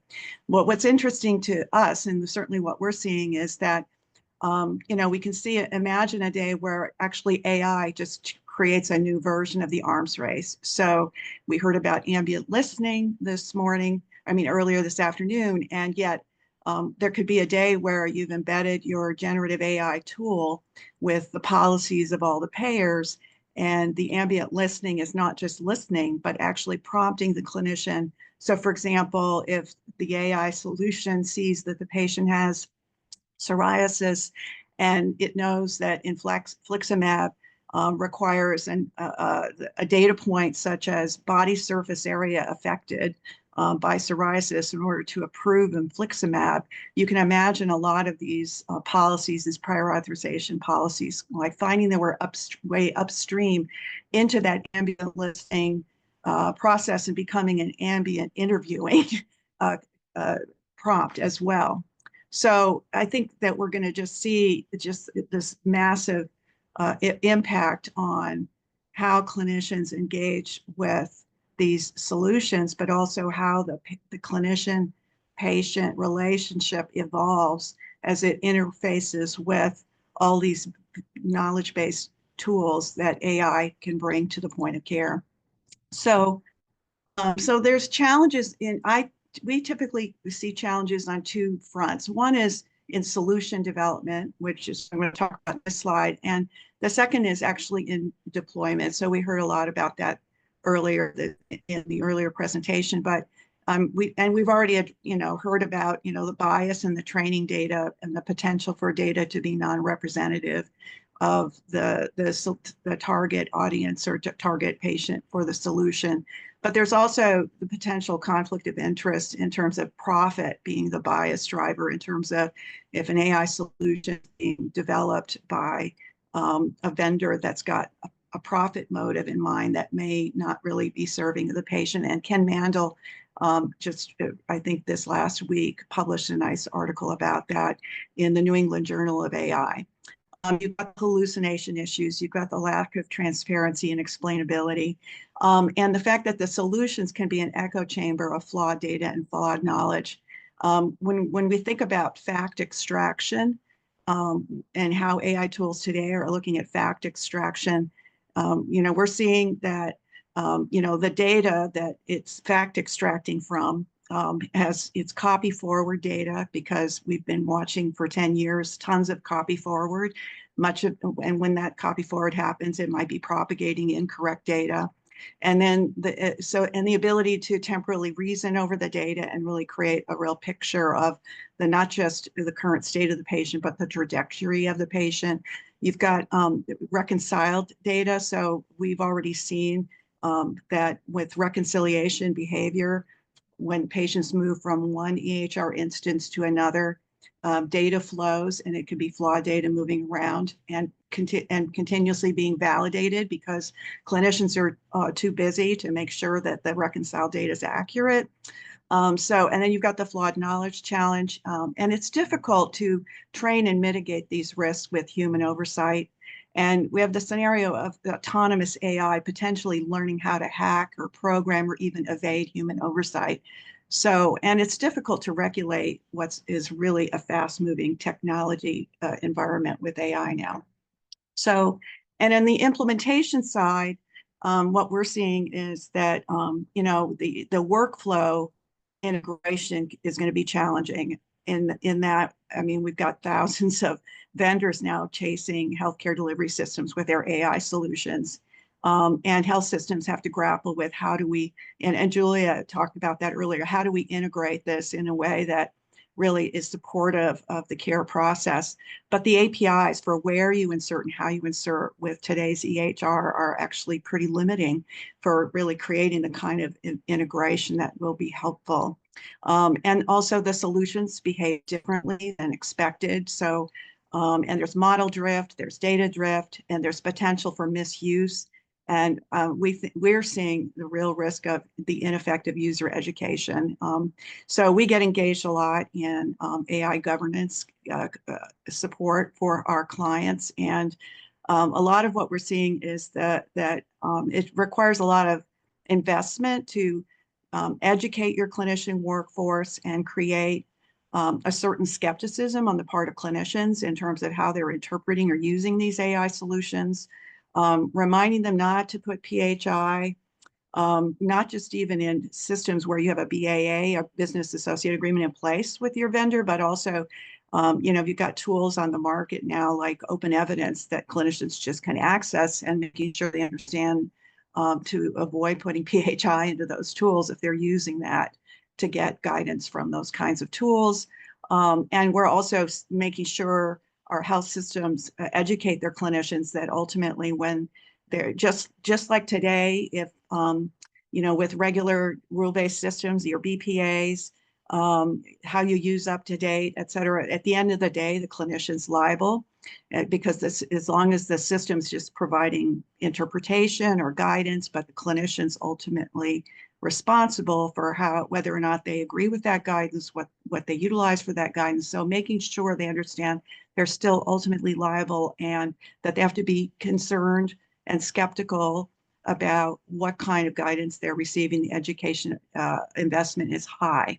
And Julia also has a very nice article out there about the limits of clinical vigilance that I think is really a great overview of some of those risks that need to be mitigated. And finally, I think there's a real equity challenge on the part of health systems to have the kind of AI expertise in-house that they can use to leverage for how they purpose AI solutions as well as how they deploy those. So, I think we've been hearing about this earlier, that governance is crucial and having a commitment to guiding principles is crucial. And we needed this even with our EHR deployments and how we deploy any solution, but it becomes a significant challenge with AI-based tools because I think the expertise required to figure out that you're really achieving your guiding principles is much higher, the bar. So ensuring multidisciplinary stakeholder engagement and making sure you've got clear accountability for who's accountable for what, explicit operationalization model, and a very strong end user education plan is really essential. But also having that expertise in order that when you're dedicating resources to evaluating, validating, testing, monitoring, and continuously evaluating and updating how you're using your AI tools, I think that the bar is higher, but the governance is essential, and making the appropriate investments in having that expertise is going to be a big challenge. I think academic health systems are in general better positioned to make those investments. And I think as AI evolves, we're already seeing mass consolidation, particularly in rural hospitals needing, and this kind of process, it just is another driver for, I think, more consolidation in the healthcare delivery market.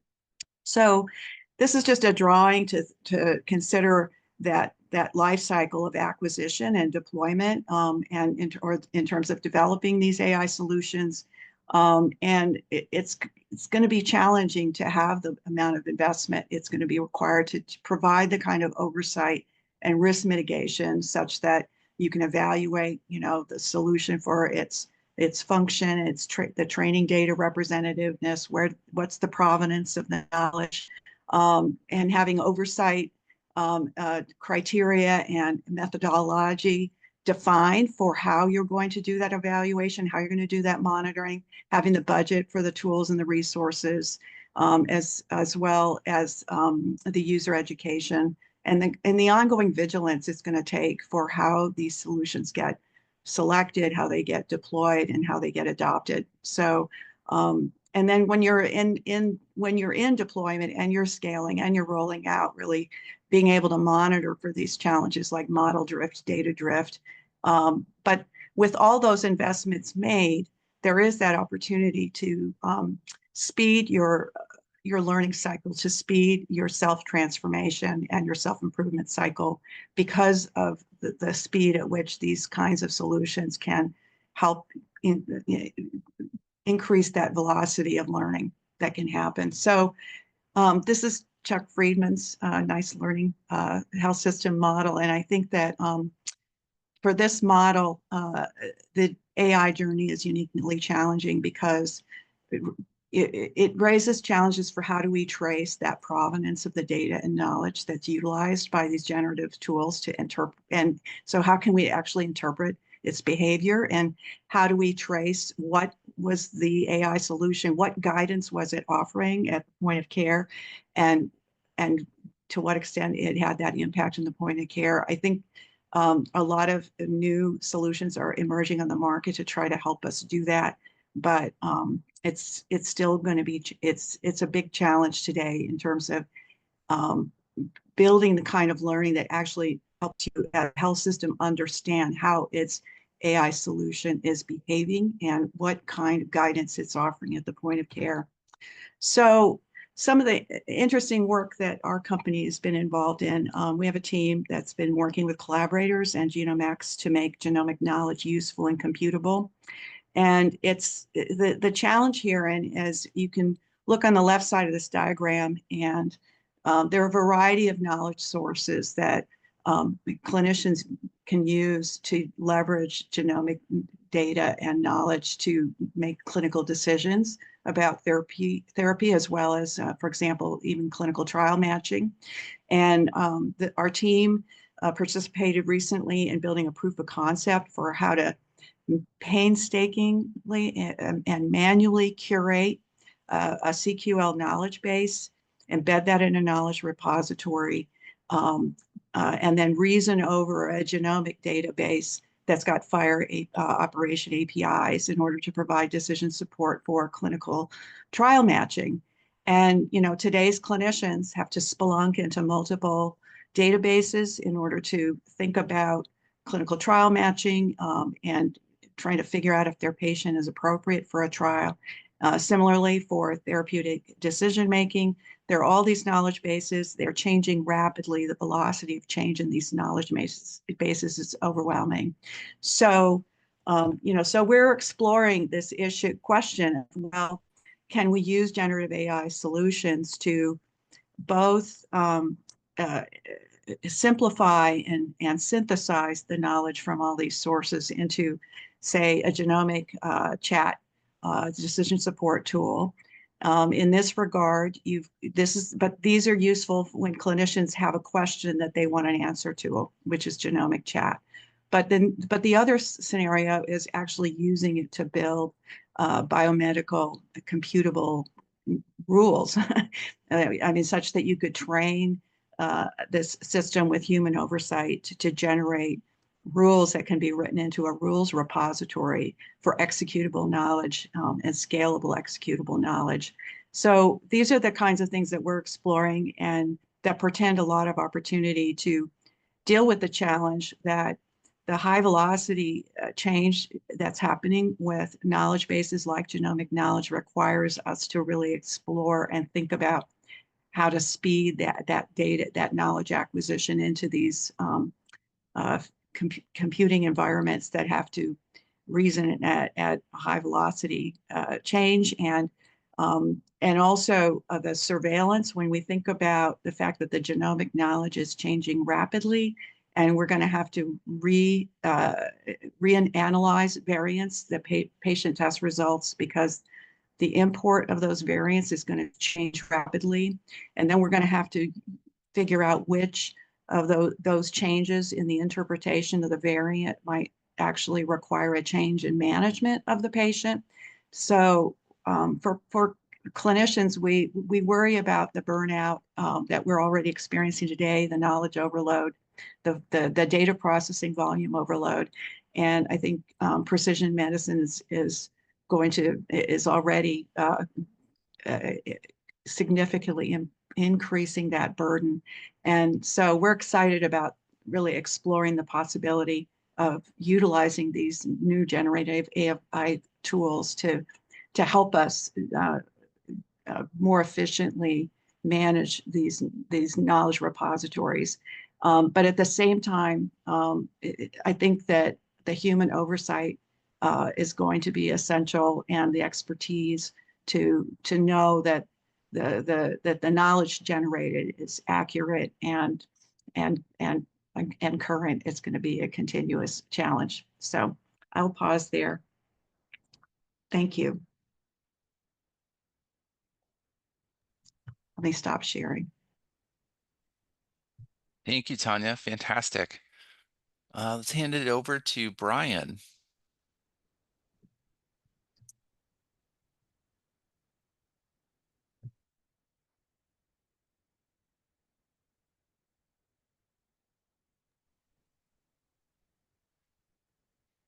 Oops, Brian, you are on mute.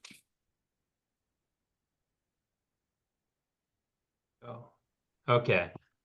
I needed to get to the Zoom control to unmute. You should hear me now. Loud and clear. Okay, excellent. We've heard a lot throughout the conference so far regarding the challenges of AI. And I'm hoping we can spend some time to now focus on how AI and humans can work together to mobilize computable biomedical knowledge. Abel asked earlier, how does AI fit into FAIR? And tying this to MCBK's manifesto to achieve the FAIR principles, making CBK easily findable, universally accessible, highly interoperable, and readily reusable. I'm going to especially note it that readily reusable demands that the data is trustable, transparent, explainable, and reproducible. So we saw many developments regarding AI, and of course these continue. And I just wanted to note some recent ones late last month. The Guidelines International Network have published principles for use of AI in the Health Guideline Enterprise. And Health Level 7 International, or HL7, has an AI focus team that is evaluating 28 different projects related to AI. Key of interest include Project 14, focusing on AI and the medical literature, how AI can interpret and translate the medical literature into intelligence.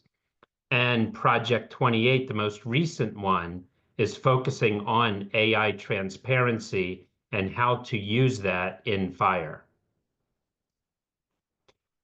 So we've heard a lot of challenges, and I decided to recap the key challenges that Tanya presented. Some of these challenges, such as bias, training data not being representative, and AI producing hallucinations, really comes down to using the wrong data.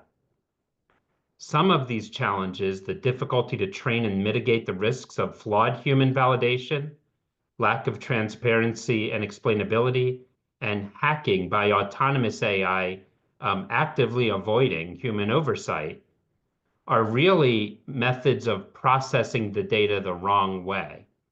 So whether we use the wrong data or process the data the wrong way, we then have the challenge of mass repetition of flawed data actually leads to greater confidence in the wrong answer. Garbage in, garbage out. So the answer to the life cycle of AI-generated knowledge the universe of AI interpreted evidence, and everything in between is clear communication. So what is communication between humans and AI? Do humans know what data the AI is using, or is it a black box? Does the AI know what data the humans want to be used, or is it just finding anything out there it thinks may relate? Do humans know how the AI is processing the data? The explainability. Does AI know how the humans want the data to be processed? If not, how can we expect to understand each other? So clear communication is the answer to the life cycle of AI-generated knowledge, the universe of AI-interpreted evidence, and everything in between. And it's really a common form to communicate these issues, or a common form to communicate what data is used and how the data is processed. So a common form means the form is human interpretable and machine interpretable.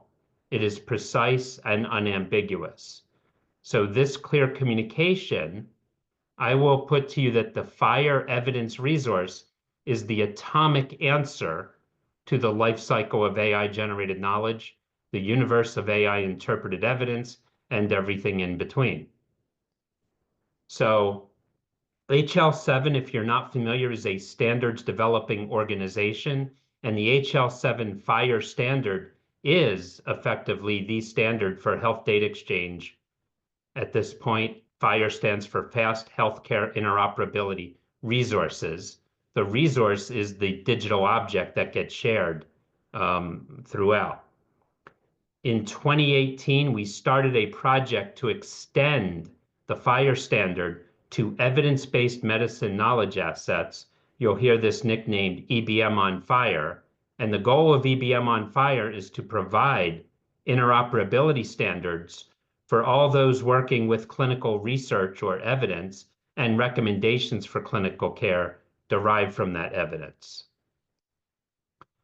The evidence resource, a specific digital object for sharing data, is meant to provide a machine interpretable expression of an evidence concept. An evidence concept includes the variables, the population, the intervention, the outcomes, what the evidence is about, the statistics, the quantitative expression of that finding, and the certainty, the qualitative expression of how well can we trust these statistical findings. Here is a high-level view of the structure of the evidence resource. In brief, there's metadata, there's a human-readable summary, descriptions, assertions, and notes. There's a variable definition area with structured data of what the data is about. Synthesis type, study design are concepts for how the data is processed. And the statistic includes the quantitative findings plus structured data for how the data is processed, and then a certainty element for ratings about its trustability. So my approach to realizing the MCBK vision includes many collaborative efforts with overlapping groups. There's a nonprofit Scientific Knowledge Accelerator Foundation and an open virtual group, the Health Evidence Knowledge Accelerator. Within HL7, a formal project, the EBM on FIRE project, to advance this within these standards. And the Guidelines International Network is a nonprofit organization primarily of guideline developers, all overlapping and working together in many aspects across this. And for technical solutions, I've started a small company, Computable Publishing LLC, and we created the Fast Evidence Interoperability Resources, or Fever platform. In a brief view, we can go to fevir.net to access the Fever platform, learn about any of the Health Evidence Knowledge Accelerator activities, and create FIRE resources for scientific knowledge concepts, or convert data from many systems to that. We can convert from Medline, clinicaltrials.gov, Magic App, GradePro, and so on. Here's an example. We go to clinicaltrials.gov to Fever Converter, put in a clinicaltrials.gov identifier, and we get back a result in a research study resource. In this case, it generated 45 fire resources to fully represent this study. And here is a view of the research study viewer. This is a study of favipiravir compared to standard care, hospitalized patients with COVID. We see identifiers, status, subject, what it's about. We have all the areas here we can zoom in on. And if we scrolled through here and ultimately got to the results, we'd ultimately find an evidence viewer for a single piece of evidence, in this case, a count of how many patients had fever reduction on a certain amount on a certain day if they were in the drug group. And we see a sample size, the percentage is 60% in that group. We can see that same data as structured data in the JSON, and the statistic type is specifically coded, quantity is provided, the attribute estimate of percentage specifically coded with quantity in units, and so forth. So it can be very granular to say the same thing in structured data. So that shows how we can take these complex concepts and provide it in a reproducible, structured way that can be understood by humans and by machines. So where do we go from here across the Health Evidence Knowledge Accelerator? One of the things we are doing is getting ready to publish an article or submit an article for publication to introduce the Scientific Evidence Code System, a standard vocabulary or ontology with 486 terms now for study design, risk of bias, and statistics. We will be balloting the EBM on Fire implementation guide in May to get formal feedback on its structure, and the implementation guide has nearly 100 different profiles for different aspects of reporting scientific knowledge. We will be creating the standard for a research study data dictionary, or the code key for how to understand a research data set, making the data fair for research data sets. Facilitating clinical trial matching with structured approaches to eligibility criteria, measuring the rate of scientific knowledge transfer. It's been said it takes 17 years to get from the results of the research into clinical practice, but these are estimates from before the internet. So we were actually going to figure out how can we measure how long it takes to get from clinical trial results being available to being incorporated into guideline recommendations. Creating the computable publishing guideline digitizer to help guideline developers convert their unstructured guidelines into digital form, and testing the summary of net effect profile. How do we represent the balance of the benefits and harms for a given patient and their relative importance in structured form? So you put this all together, and he flung himself upon his horse and rode madly off in all directions. But we're really following up on all of these different areas. So with that, there's my email address and the website address if you have any questions. And hopefully we have ample time for discussion. We do indeed. Thanks so much, Brian, and thank you, Tanya. Please all feel free to pose any questions, reactions, observations in the chat, and we'd be happy to forward those to our panelists. I'm happy to kind of get the ball rolling here. And one thing that's kind of that's standing out for me is in reverse order, thinking Brian's work in formalizing or structuring knowledge, and Tanya's work with implementing that knowledge effectively into clinical workflows. And I was wondering, from where you sit,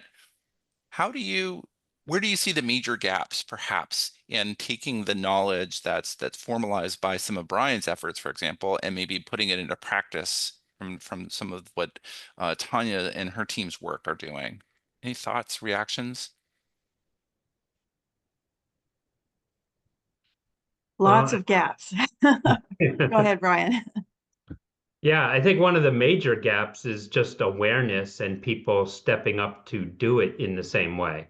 Having a standard so everyone can do it in the same way ultimately makes it easier because you don't have to reinvent how to convert from one system to another over and over again. So if you have 10 systems, and in each direction of conversion, that's 10 times 9 times 8 times 7, however many, that adds up to a big number of how many different converter tools you would need to create to speak to each other. Or you could have 10 tools that convert from those systems to the standard and 10 tools that convert from the standard to those systems. You only need 20 tools. It's much less work than every pairwise comparison.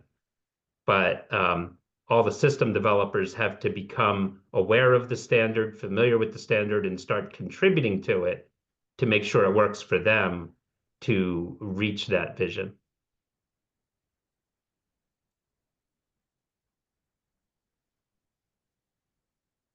Okay, are we ready for questions from the chat at all?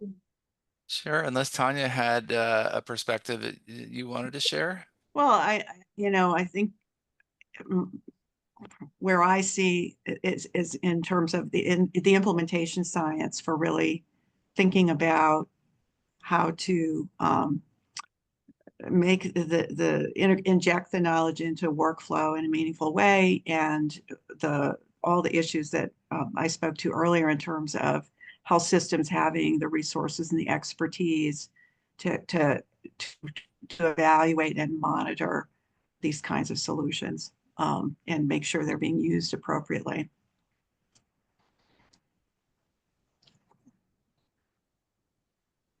Fantastic. All right.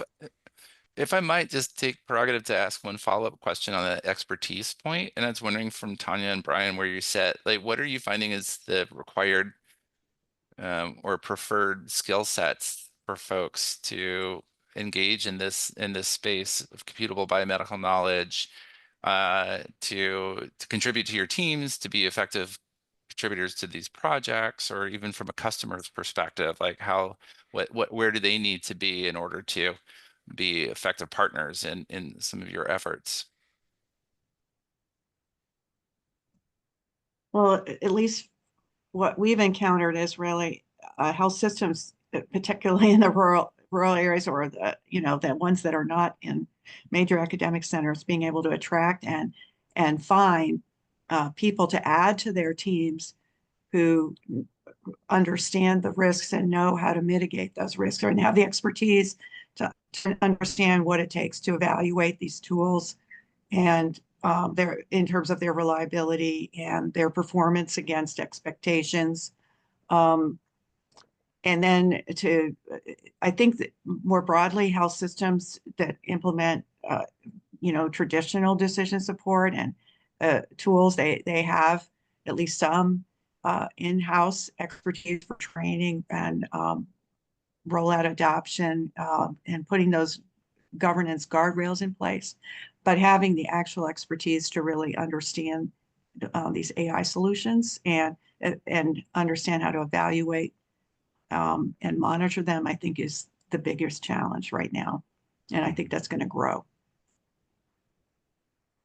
Yeah, I'd say from my perspective, as we have teams working in so many different areas, the technical skills are different if you're dealing with terminology development, because we have to have a shared vocabulary. And it's very different than standard data model development for shared data model than user interface development for interactive systems, or API development when you're trying to communicate between systems.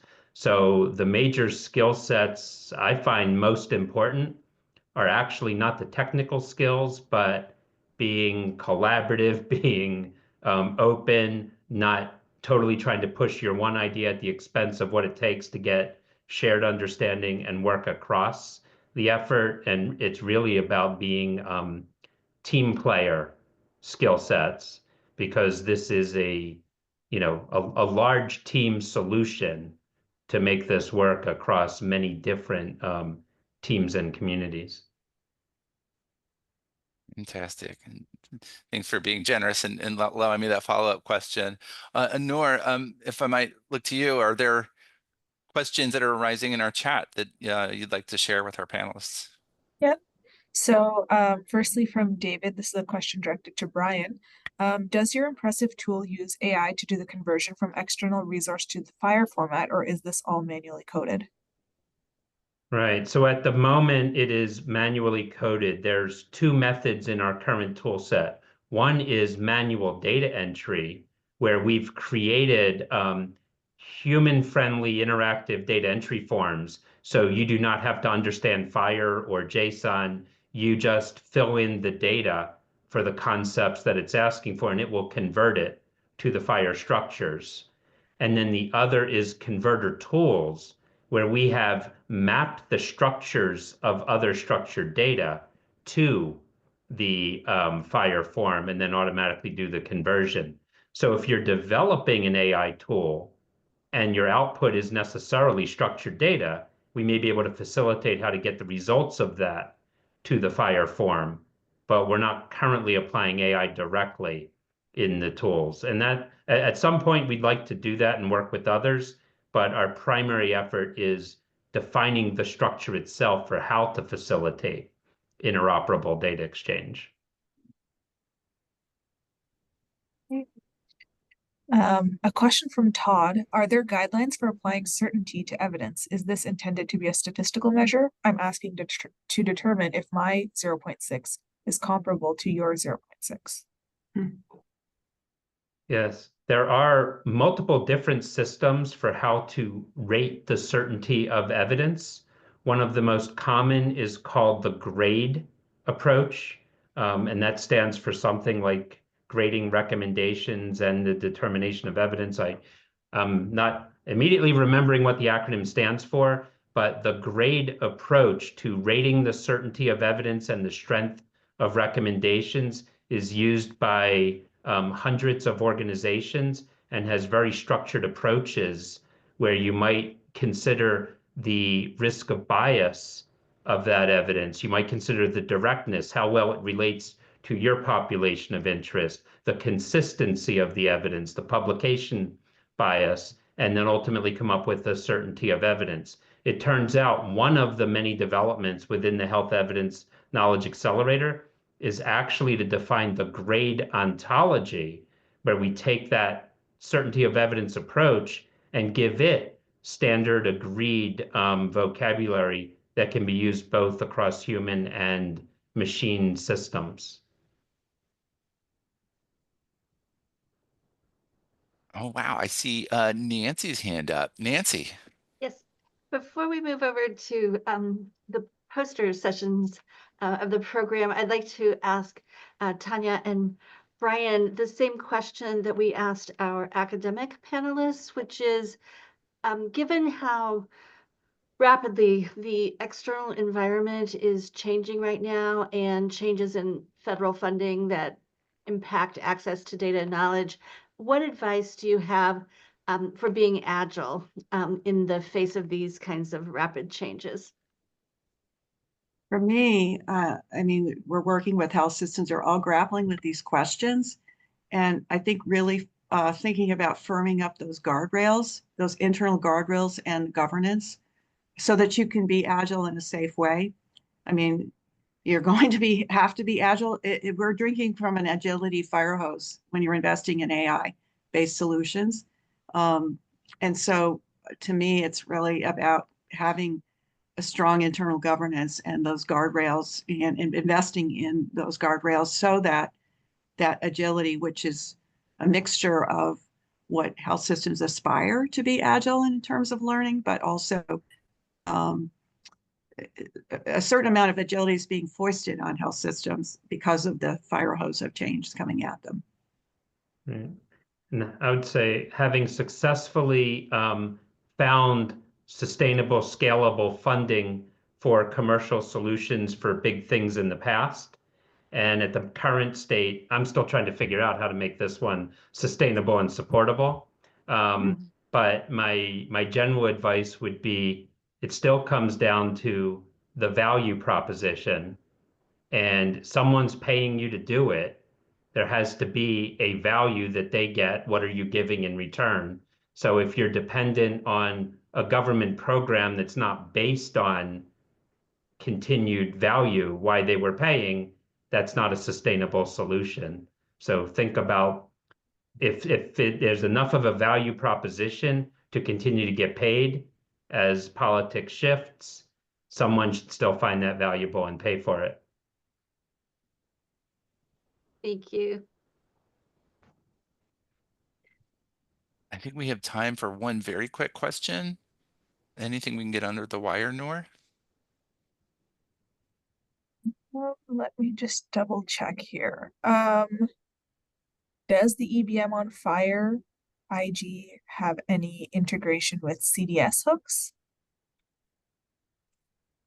Not directly. The EBM on Fire IG deals with the structure of how the knowledge is represented, and CDS hooks deals with the interaction between, a request and a response in, matching, essentially getting data out of it. So the packet you get in a response from CDS hooks could include knowledge that is represented in the EBM on Fire structures, but because we're looking at different domains, there's not a direct interaction between the two systems.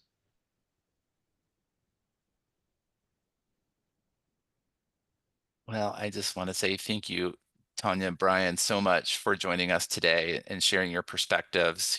Very illuminating, and a big round of applause to our speakers. Thank you so much. I think that concludes this panel, and let me hand it over to Nancy to take us to the next phase of today's program.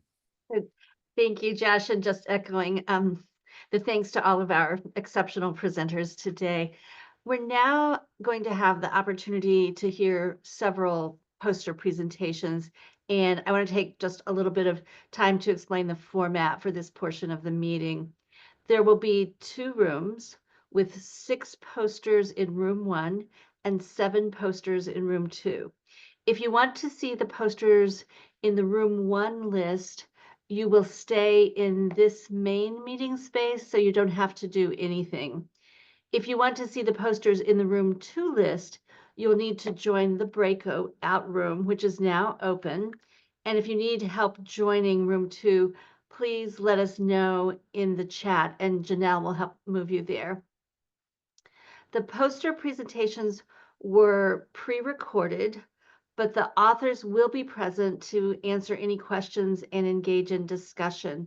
And then all abstracts are posted on the website and in Zoom chat for you to view. Nancy? So, yes, go ahead. Oh, I'm sorry.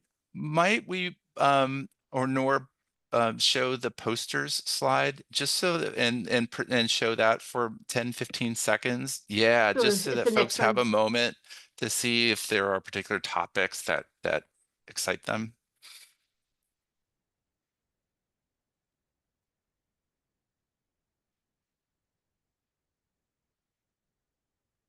Great, thank you.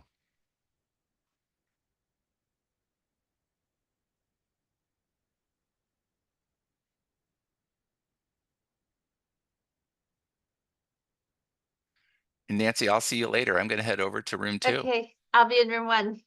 Bye.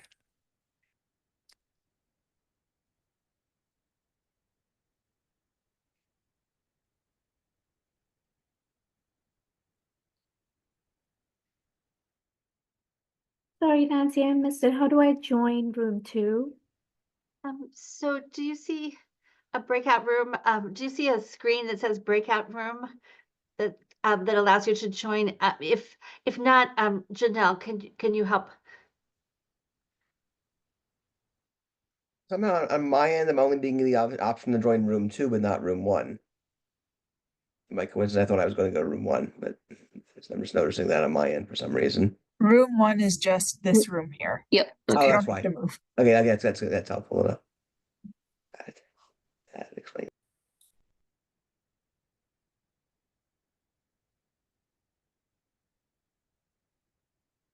We have about 100 people who in this session right now. So so it'll take just a minute or so to get everybody into the right room that they want to be in.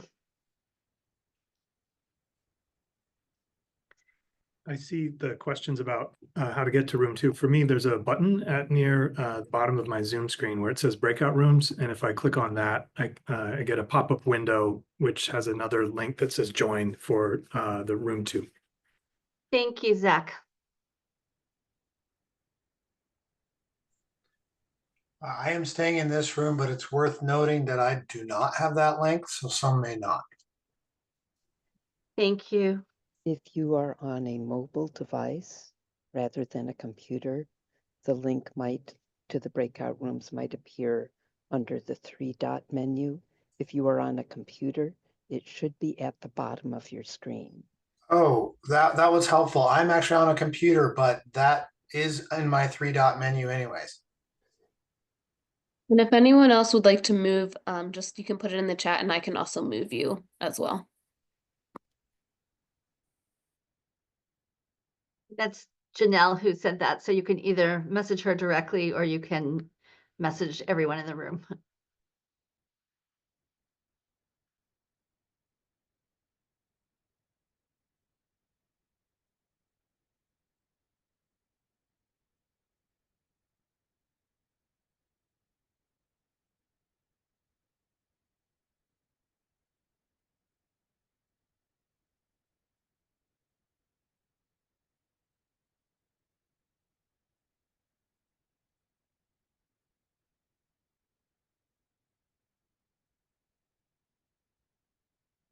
Okay, it looks like we're stabilizing with the number of participants in this room. So if we're all good, we can go ahead and start with our first presentation.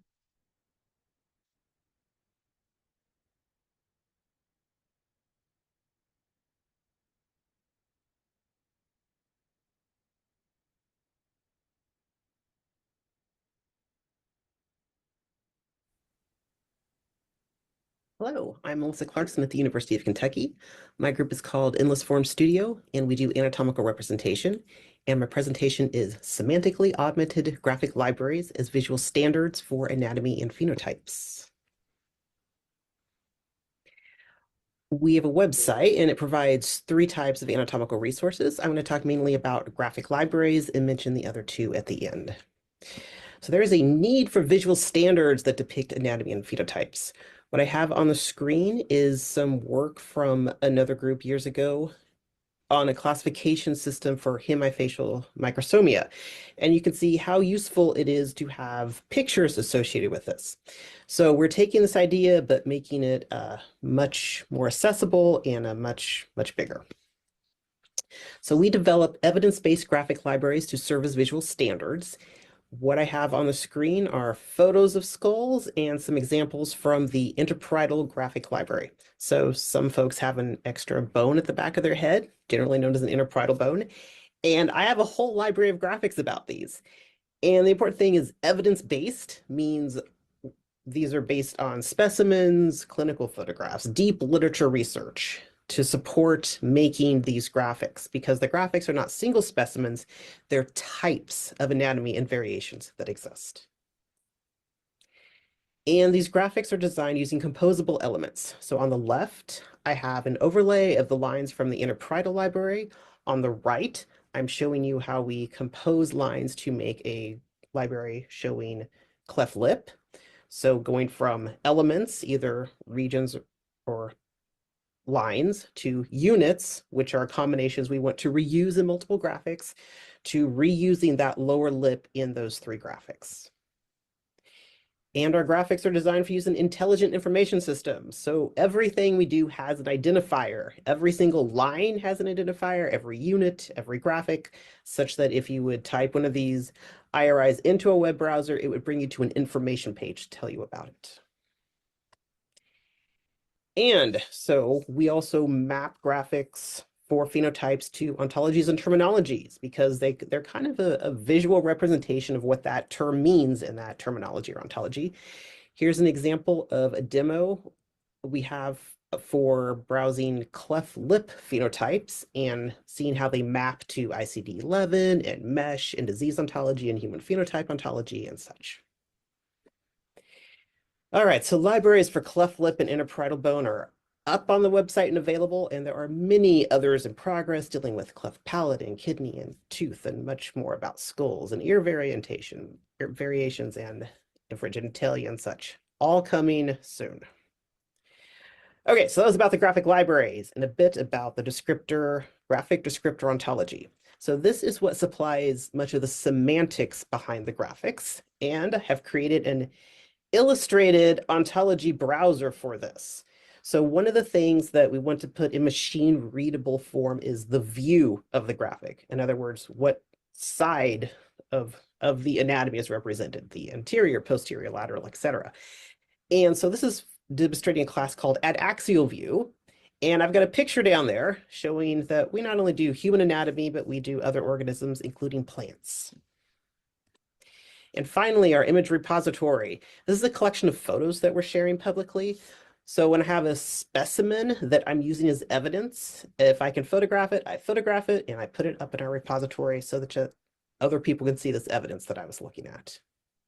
Okay, that's it for me. Visit us at endlessforms.info. And if you want to learn more, we've recently had a publication in the Journal of Biomedical Informatics, and its references down there. Thanks. Thank you, Melissa. Good afternoon, everyone. My name is Juxiang Wang. In my talk, I will present our work on the development of a computable phenotype for tobacco usage in the OMAP Common Data Model. Accurate identification of tobacco use is essential for research and public health. Traditional methods based on EHR data often use a simple yes or no answer, but this binary approach doesn't capture the complexity of tobacco use. Therefore, our goal is to create a phenotype that classifies people as current smokers, former smokers, and non-smokers at a specific time. Then compare with self-reported smoking status from surveys in the All of Us. At first, we extract structured EHR data from observation and condition records and gathered survey responses from both lifestyle and basic surveys. We then standardized and cleaned this data to ensure they were consistent and easy to understand. We used standard concepts such as OMAP extensions and LOINC to define smoking status. To improve longitudinal reliability, we applied a point-in-time conflict resolution strategy. This strategy used the latest EHR data before the survey time to manage any inconsistencies. Finally, we merged all the data into one analytic cohort for further analysis. Okay, now I will explain how we selected our final cohort.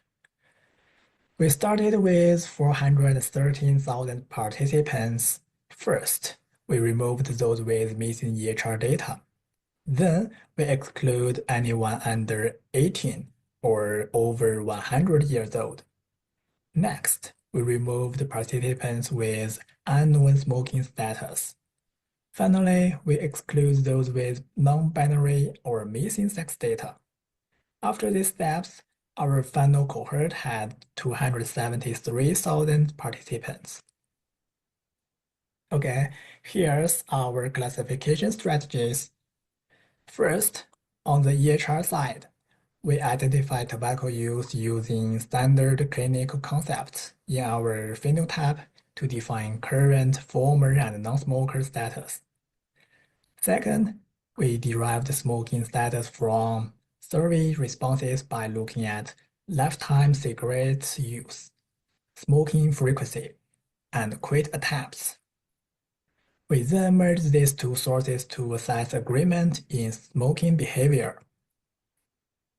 In our final group, about 15% were classified as current smokers, less than 1% were former smokers, and nearly 85% were non-smokers. The agreement with self-reported tobacco use was fair.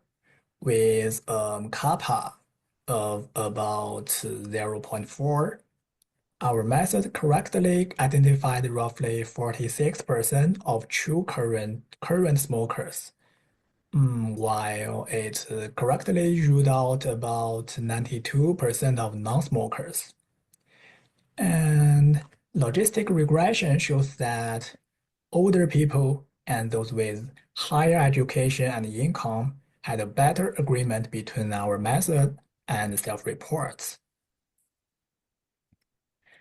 In conclusion, our study shows that a standardized computable phenotype for tobacco usage within OMAP common data model is feasible, and there is some agreement between EHR-based and the patient's reported smoking status. But only relying on EHR data has some limitations. In the future, we plan to refine our method and expand its use to study substance and alcohol use disorders.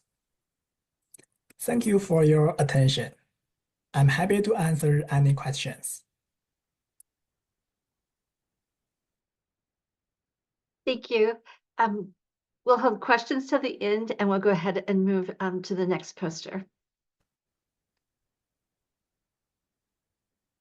Hello, everyone, and thank you so much for being here today. I want to start by letting you know that I have permission from Epic to use their logo in this presentation. But just to clarify, I am not sponsored or represented by anyone. The visuals that you see here are entirely my intellectual designs, and they were created with a lot of passion and thought. I'm excited to share this work with you, and I appreciate your attention. So let me walk you through a study that we conducted on implementing and validating a rule-based algorithm for classifying cases and controls in a rotator cuff tear study at UT Southwestern. Our objective was to take an algorithm that was originally developed and internally validated in Tennessee in Vanderbilt University Medical Center. And we wanted to apply it at UT Southwestern in North Texas. We wanted to see how well it could classify patients, and we also wanted to evaluate its performance in a different healthcare setting. And we were interested in learning how could we improve that performance. So we follow a structured process. If you look at the screen on the left, so number one, first we worked with a gold standard data set, meaning that a set of patients were already manually classified by researchers as either cases or controls based on our criteria that you can see right there on the center of the image. Patients needed to have an MRI and to be 40 years old or older. And we apply an algorithm, again, developed in Vanderbilt to our UT Southwestern EHR database, our EPIC databases, specifically Kaburo. And we wanted to see if it would classify these patients correctly. So we finally compare its results, the algorithm's results, against our gold standard, and we measure accuracy, sensitivity, and specificity, and we also identify discrepancies. These discrepancies were reviewed and analyzed manually. We went to the chart and reviewed each one of these cases to understand what was going on. And initially, the algorithm got 80.9% of the classifications right. So that's not bad, but definitely there was room for improvement. We dug deeper and realized that some of those errors were due to inconsistencies in how diagnoses were coded between the two medical centers. So if you see that picture on the right at the top, you'll see that 75% of those codes were aligned, but there was that other percentage of codes that were very local to each institution. So we needed to fine tune that algorithm, and by refining the data dictionary and adding more relevant codes. And it was not only about coding practices, but we ensure this algorithm had a lot of temporal restrictions. For example, we needed to find a specific series of codes repeated across the chart, one after the other in 1 year period. So that would help us identify correctly these patients. And after we did all that fine tuning, we showed that here that there was a sensitivity of 94, meaning that it correctly identified 94% of cases, and specificity of 0.76, meaning that it identifies 70% of the controls correctly. So the takeaways here is that sharing case control algorithms across institutions can be really valuable for EHR-based research, specifically when you are trying to use them in a multi-site research cohort. And this implementation helped uncover that we had 12 data entry errors, which is not bad from a record from a data set that had 500 records or so. When researchers were entering these classifications manually, we needed to account for human error anyway. And this is also a really good way to reinforce data validation. At the end, the algorithm aligned most closely with radiology's reports, likely because it was designed around radiology impressions. And that really highlighted how different clinical perspectives can impact how algorithms perform. Thank you so much for your time. Thank you. Good morning and good afternoon. I'm Dhruv Sharma, the lead data scientist with the American College of Emergency Physicians and the Emergency Medicine Data Institute. Today, I'm going to report on just some of the trends we've seen in 2023 and talk about some of the data that's coming out of our registry. Our registry started back in 2015, really with the sole hope of trying to facilitate the reporting requirements and developing the quality measures to aid emergency departments in meeting some legislation that had passed back in 2014. What we realize is in order to do this properly, we have to capture a lot of great billing data and emergency health record or EMR record data. And we capture that from across 20 tables of the patient record, 250 data elements like patient ID, the encounter start time, the encounter end time, the diagnosis code, the descriptions, lab results, and even notes. And we're capturing that across 48 states. That's really kind of opened our eyes to not just limiting ourselves to the value for facilitating reporting requirements, but value to emergency medicine stakeholders as a whole, now that we have this data set with very little data lag that can produce some sort of base understanding. How big is that data? Well, now it's just crossed 150 million visits roughly, and from 45 million unique encounters. You can see it took off quite rapidly after 2017. There's a bit of a dip under COVID, and there were a few exemption rules here in the US that limited that. And as we transition to a new platform, we've started to see it come back. Reliably, we're getting about 15 to 20% of emergency department visits per annum in the US. So that gives us an opportunity to look at very large views of the data. And here we can see that. We can see 2021 versus 2022 versus 2023 diagnosis. It's a little preliminary, but this is looking at ICD-10-CM diagnosis codes and then just pulling the description for those that have the most visits, just kind of descending. And you can see on the right here that this is relatively comparable in terms of number of visits per year. We also have seen a sharp increase in length of stays and in boarding times in the US, and we've been tracking that a lot. We can see a very large, significant actual upturn. I haven't put the error bars on here, but we have measures significance, especially in measuring median length of stay for the adult population and even the pediatric population. These are actually fed through two of our continuous measures, but it offers an opportunity to really kind of explore this further and help understand late-breaking information in the US.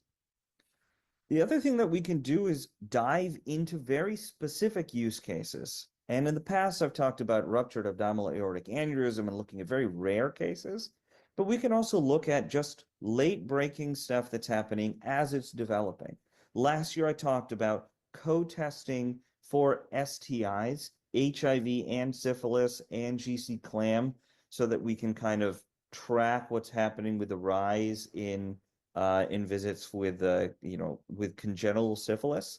But we also thought that this really has a target of co-testing with pregnancy as well. So we published an abstract around this using really CEDAR data or our registry data, I should say, I apologize, and comparing it to a couple of other data sources in the US.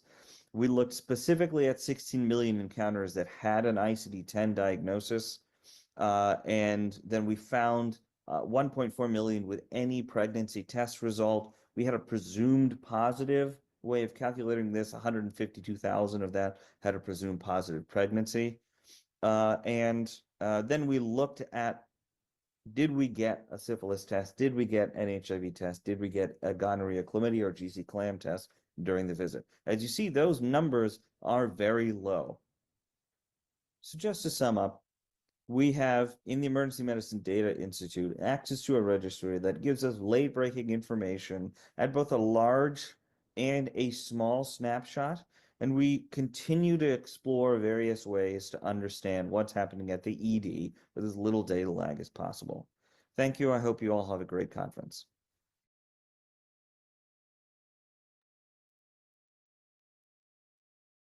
I'm Zach Landis-Lewis, and this talk is about understanding performance measures as a kind of computable biomedical knowledge in the context of learning health systems.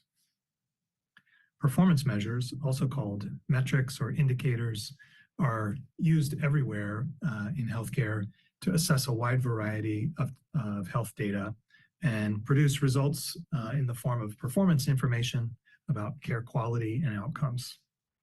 We can understand them as functions, and I think there are opportunities to better manage these in using the lens of computable biomedical knowledge. We need to manage performance measures because they're used for for multiple purposes, and there are many sources of change that require their efficient implementation and revision. And we're looking to the Data Quality Measure Standard, or DQM standard, to enable more automation in measurement from multiple sources of health data for multiple purposes. The Multi-Center Perioperative Outcomes Group, or MPOG, is a quality improvement consortium for perioperative care that has developed and maintains more than 90 performance measures. And these are assessed for providers across the country to give them feedback about their operative case quality and to make clinical quality data about every operative case available in a dashboard. The email that providers receive from MPOG looks like this. It has performance measures from the previous month for all their operative cases, so they can identify opportunities to improve and see how they compare to their peers within their organization.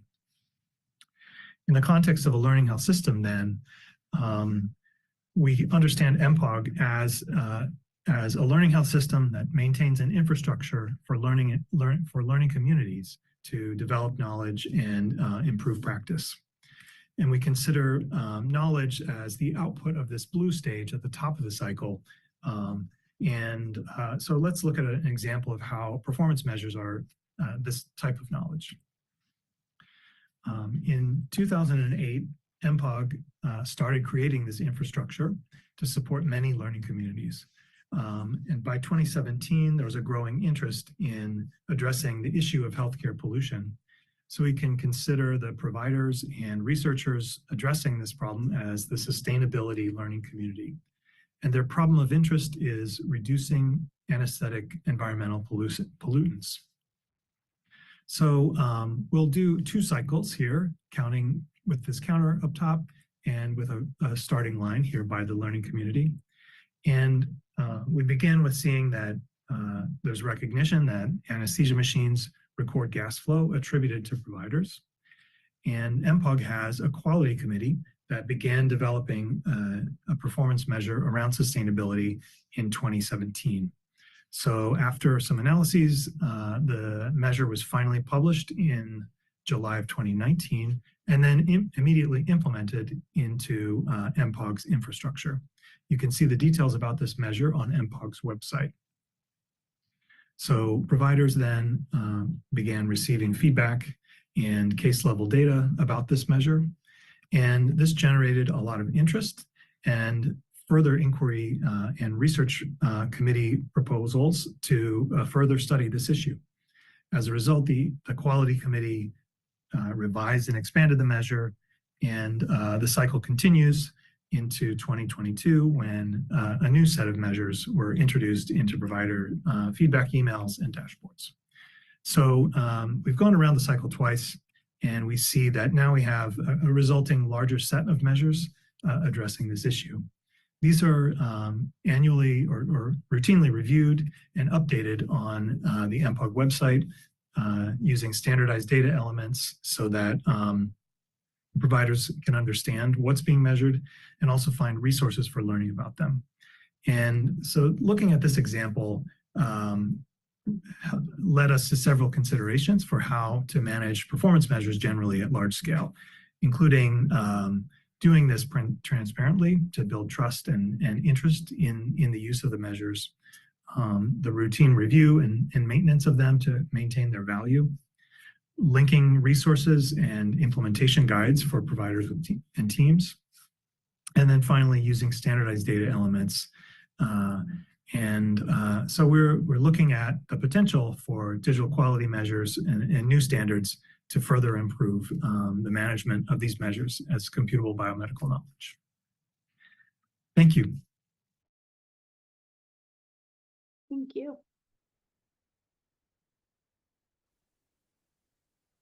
Good evening, everyone. I'm here to present our ongoing work on the ontology combination and the integration for the data from HubMap and the KPMP. So HubMap and the KPMP are both NIH-funded initiative aimed to collecting the clinical data from different populations. The major differences is that the KPMP contains the data from the healthy population, the population with AKI, and the population with ADK, while the HubMap contains the data from healthy population only. So in precision medicine, we always face a lot of data that contains a huge amount of the heterogeneous and homogeneous variable. Ontology method allow us to combine them and analysis in a different way. So previously, we have conducted ontology-based work to analyze the data from KPMP, and we have identified the highly expressed SPP1 genes under AKI condition. So in this project, we further analysis the data from KPMP, combined it with the data from HubMap to see if we can find any correlation between the biomarkers and the phenotype, as well as the correlation with the disease status. Here's our method for combining the data. So we conducted data cleaning at the first place to reduce and eliminate the duplicated data. And we have identified the heterogeneous and the homogeneous data. And we mark up the heterogeneous data and combine the homogeneous so we can use the homogeneous for the future analysis. And then in the last step, we replace the value under the homogeneous variable with the ontology terms ID. Like we use the OPMI for the phenotypes, and we use the cell ontology terms for the cell types. Here's our result after combination. So we have identified 23 unique KPMP variables and 13 unique HubMap variables, and 12 common shared homogeneous variables was identified. And among them, 10 of them are observational variables and 2 of them are the genetic variables. So by using the genetics variables, it allows us to conduct the analysis in the biomarker level and to correlate the phenotype with the gene expression. So here's the the data distribution of the combined data. And we can see for the age distribution, there's a greater age range for the KPMP data, while fewer for the hub map.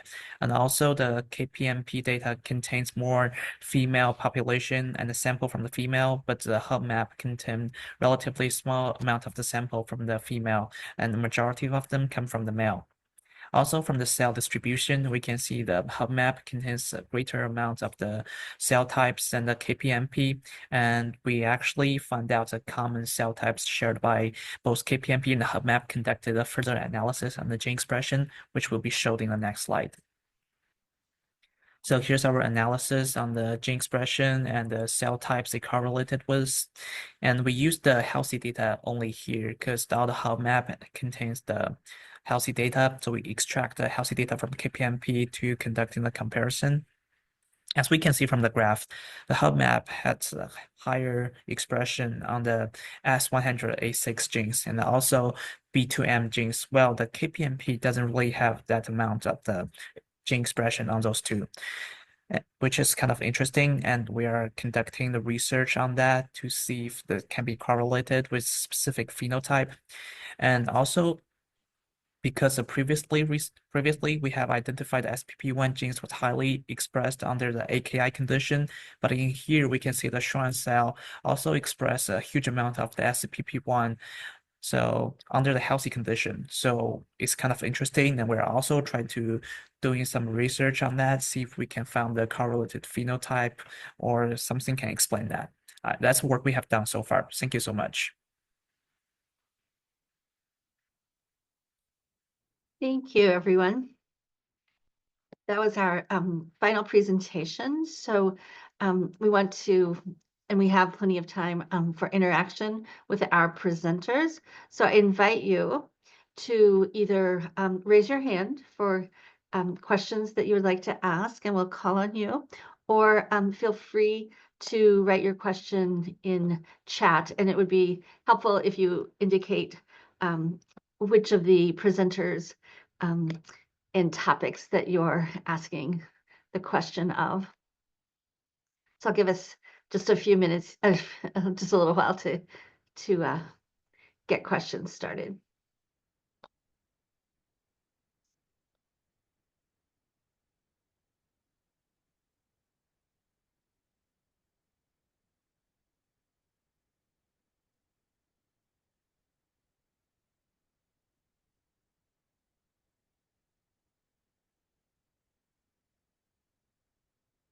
I thought I'll ask a question of, excuse this was of Zach, but then I also want any of the other speakers to respond, which is it's just very interesting when you use something as an outcome measure in a learning system that isn't sort of a traditional health outcome or traditional. Zach's presentation made that clear, where the thing you're learning is the outcome of interest is a sustainability measure.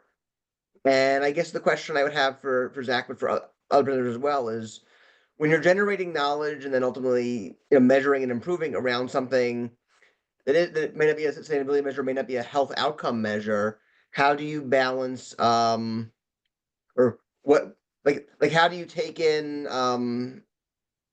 considerations of patients and what other stakeholder groups do you kind of consider? So like for example, Zach, so if you're lowering anesthetic, are you also measuring anything about patient outcomes to understand if there's any impact on patients or on health while you're doing that? And I would sort of open up a broader question to other people too about how do you think about when you're weighing different kinds of outcomes that aren't traditional health outcomes?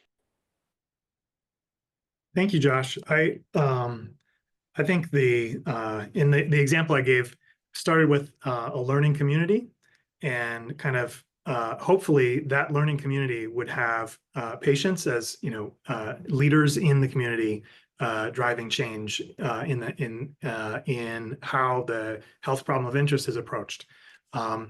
In the example of the anesthesia community, I think there's a longer way to go in terms of patient representation and patient-centeredness.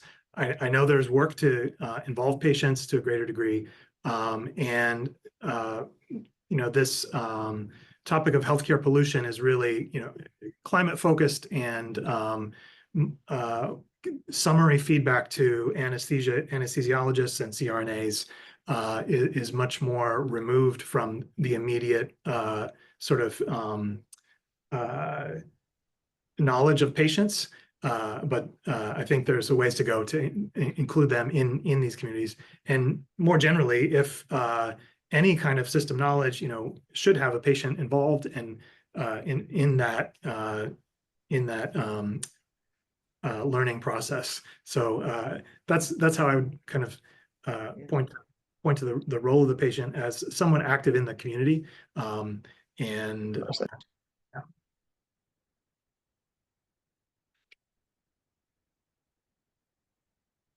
would other presenters like to respond to Josh's question?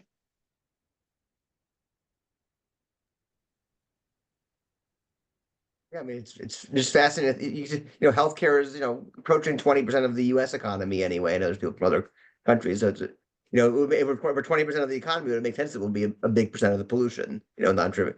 And it would make sense it would be, a big percentage of workforce, all kinds of other issues you can measure that you really people don't often think about with learning health systems. I think so. Yeah, I think that's you raised a fascinating point in thinking about that. Thank you. And,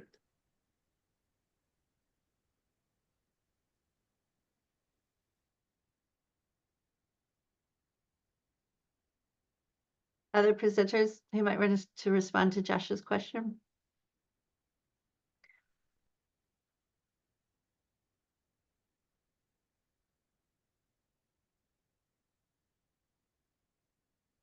I have a question for Melissa. Thanks for your poster, Melissa, your presentation. I just am curious about the management as you've gone through versioning all of your forms and the relationships. Are there hurdles you've encountered, and how it sounds like quite a massive knowledge graph you have essentially around, and what are I'm curious about how you've addressed the sort of revisions as your modeling progresses and you're specifying all these forms, if that makes sense. Well, I'll have Todd jump on and help answer this, but so far, well, when I'm drawing the anatomical graphics, they go through many revisions before they ever become part of our information system, and we have had to do a few revisions in there, but we sure try to not have to do that. But if you're curious about a little bit about how all this is handled, Todd, if you want to give a super short explanation about the information system behind this. Sure.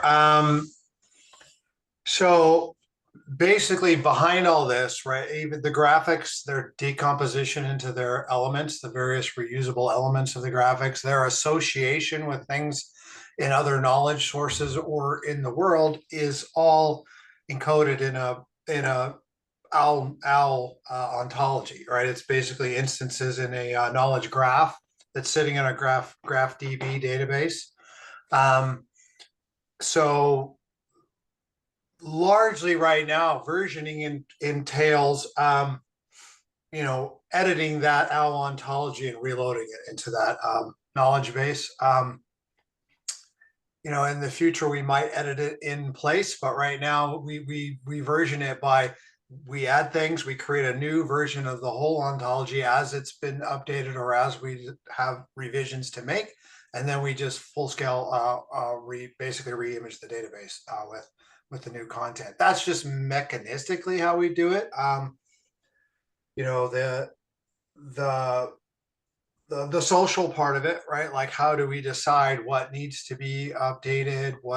Is largely through finding new evidence, interacting with collaborators or people that want to use these graphics, seeing what works for them, what more do they need in terms of links and knowledge sources. So that's the sort of human side of deciding what needs to be revisioned. Does that address your question? I'm not certain. Thank you. No, that's very helpful, and I have the impression that you have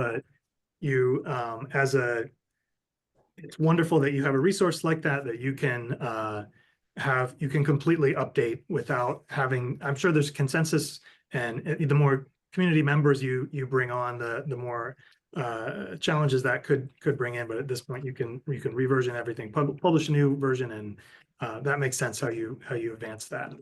Yeah, that's fair. We don't yet have a a network that we answer to in terms of how revisions happen.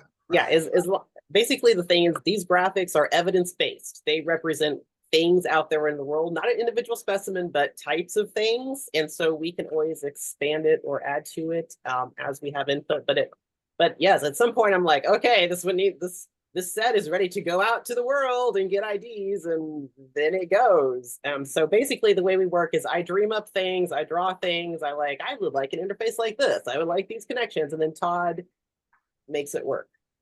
So thank you.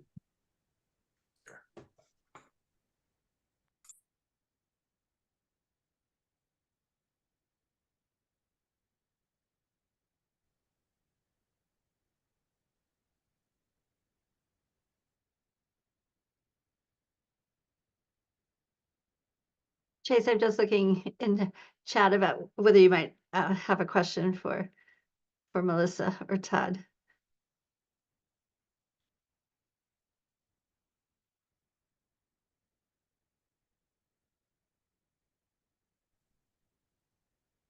Yeah, I've been thinking about Melissa's a little bit, and I was wondering, how does your graphic library approach compare to like some of the commercially available anatomy visualization software, like Animage, for instance, in terms of like interactivity, level of detail, and the ability to represent anatomical variations? So these are intended to be visual standards that also work for intelligent information systems and interfaces and such. So it's kind of like the visual equivalent of a terminology or ontology, but the picture side. So we have so obviously they're like people have been drawing anatomy for very long times and selling pictures of anatomy, all types of systems out there. So ours are very specifically to be visual standards. And as I've started this project, one thing I've realized we're really well aligned with is creating variations. Whereas other illustrations and sets of graphics are much more about typical canonical anatomy. Ours are very much the way we make composable graphics are very much in line with doing variations and malformations and all of this. So so we're really focused on being that standard, and also very focused on making these standards have a life far beyond my career. So I have started so Endless Forms Studio is not just my research group, it's also a nonprofit that holds the copyright to the graphics and all of our work, such that it can live on beyond me, beyond the University of Kentucky and such. So so we're trying to position ourselves as a trustworthy source of anatomical resources that serve as standards. I would add something small to that, just in terms of one aspect of your question, which was about the granularity by comparison.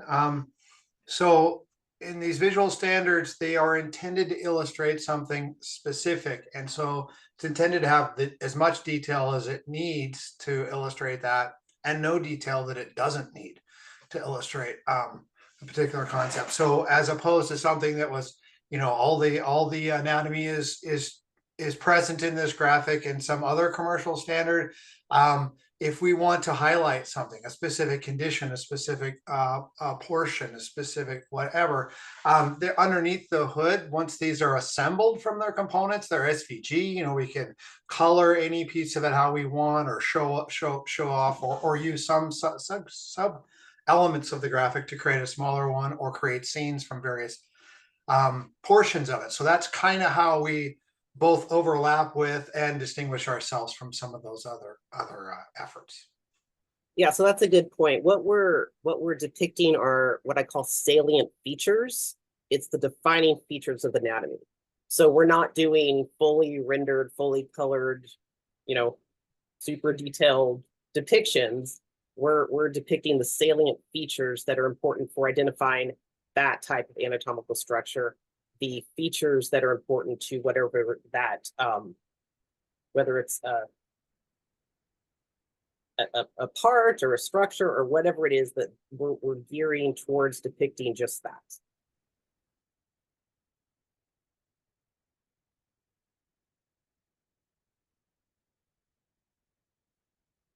Other questions? Questions for our other presenters?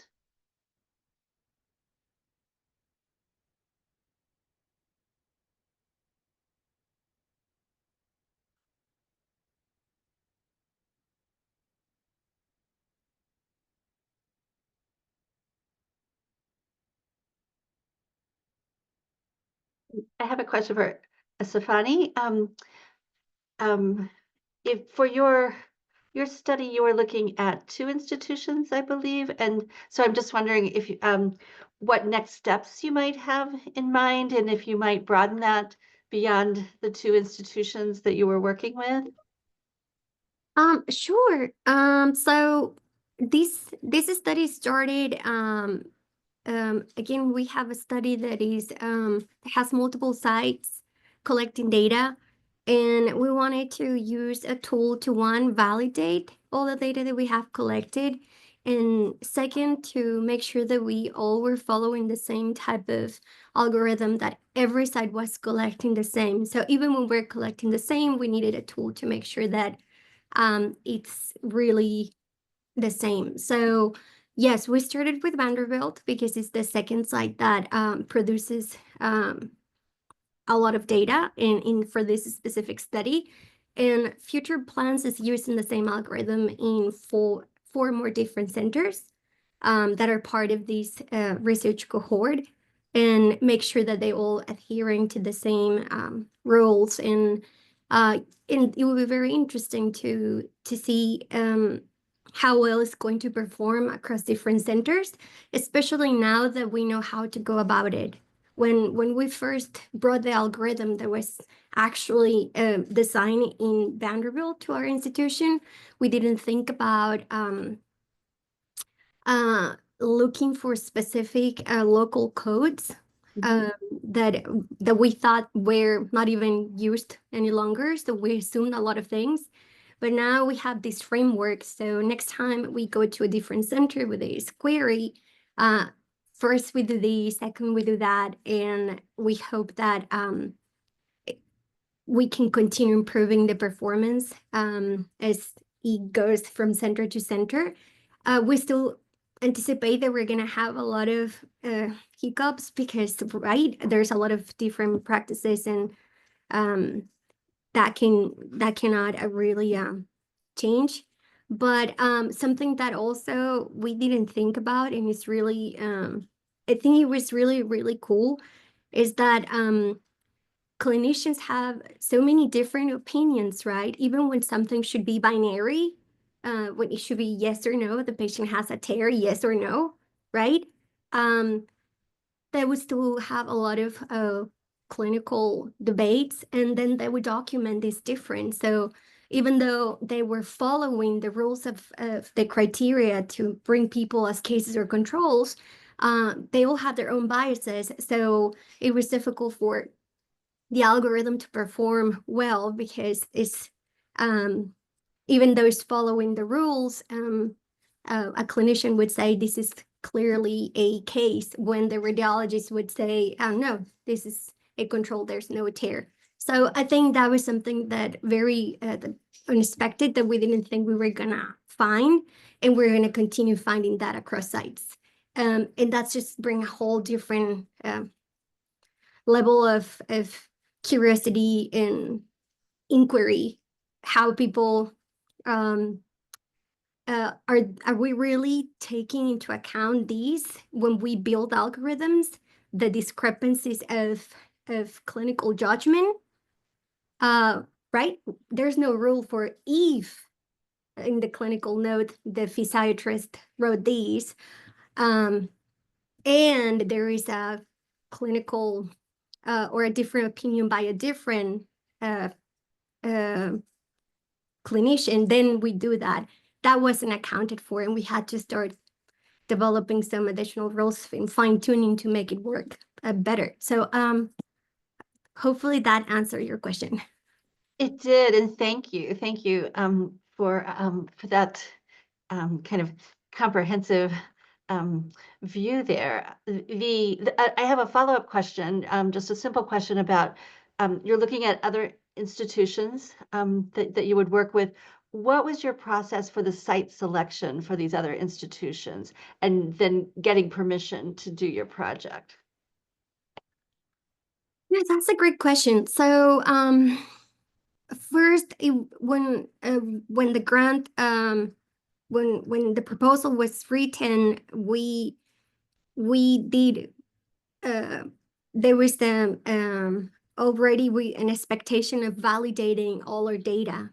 So these algorithm entering in that section of how we're going to validate that all the data we collected is correct, because the data was collected by researchers. So they entered everything into RedCap. So we're not doing any, there are some things that are entered using FHIR, but the determinations themselves were reviewed by researchers. So they were reading and making sure that it was, again, because it's unstructured data that couldn't be just entered that way. So it had to be reviewed manually.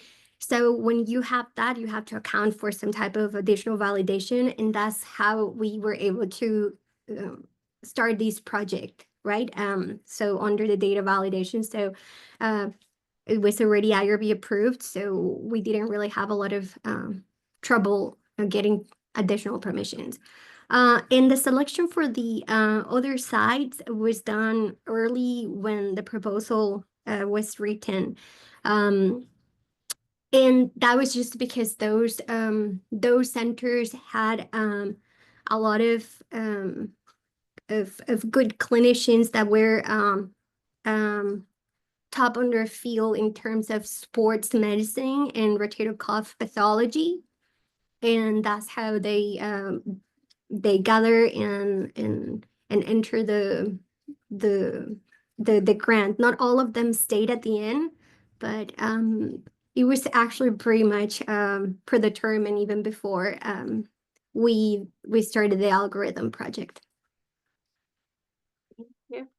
I want to give others a chance to ask any remaining questions. We have just a few minutes before we'll be moving back, or the others will be joining us. We're in the main room. The breakout room will join us for wrap up. So anyone else? Questions? I'll ask the question. This is for all presenters, for anybody who might want to comment on this. We're asking one question throughout all the presentations, just in terms of our current environment and some, various concerns about opportunities with for federal funding for research. So, are you thinking about this? Are you how are you kind of being agile, being creative in terms of thinking about funding for your respective areas of research? So I'm just going to open that up for anyone who would like to, any of the presenters who would like to comment.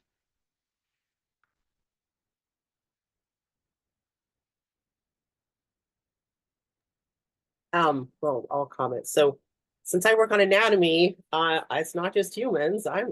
Lots of things have anatomy, like model organisms and plants. And I've currently collaborating with an entomologist, starting to do insect anatomy.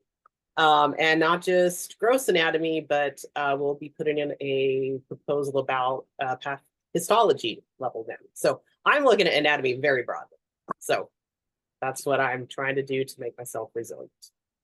Resilient, thank you. Anyone else? Other presenters? I'll speak from an ACEP standpoint. I apologize. I may have missed some of the other questions earlier before I had to jump away. But to this one, I think there's an opportunity to reach out to non-federal funding agencies, and we're trying to kind of reach out to those as much as we reach out to federal and try and apply to federal grants. But we're also, especially also given the size of the data set and the number of years of data we have, we're trying to create additional data products that offer short-term, long-term value for any kind of EM stakeholders. And so it's part of trying to figure out what is it that docs need, what is it that management, ED management might need, what is it that folks might need, even trying to understand, the payer side of things, really trying to keep this open and expand what we can do, what we can use from the data. Maybe even, trying to create not just a product data set, but a research ready data set, and things like that. So trying to keep as many options open. Great. Thank you. Thank you very much. So we're at 4:45. I think our fellow meeting participants will start joining us soon. So thank you all to presenters and for everyone for the questions that they asked. Thank you.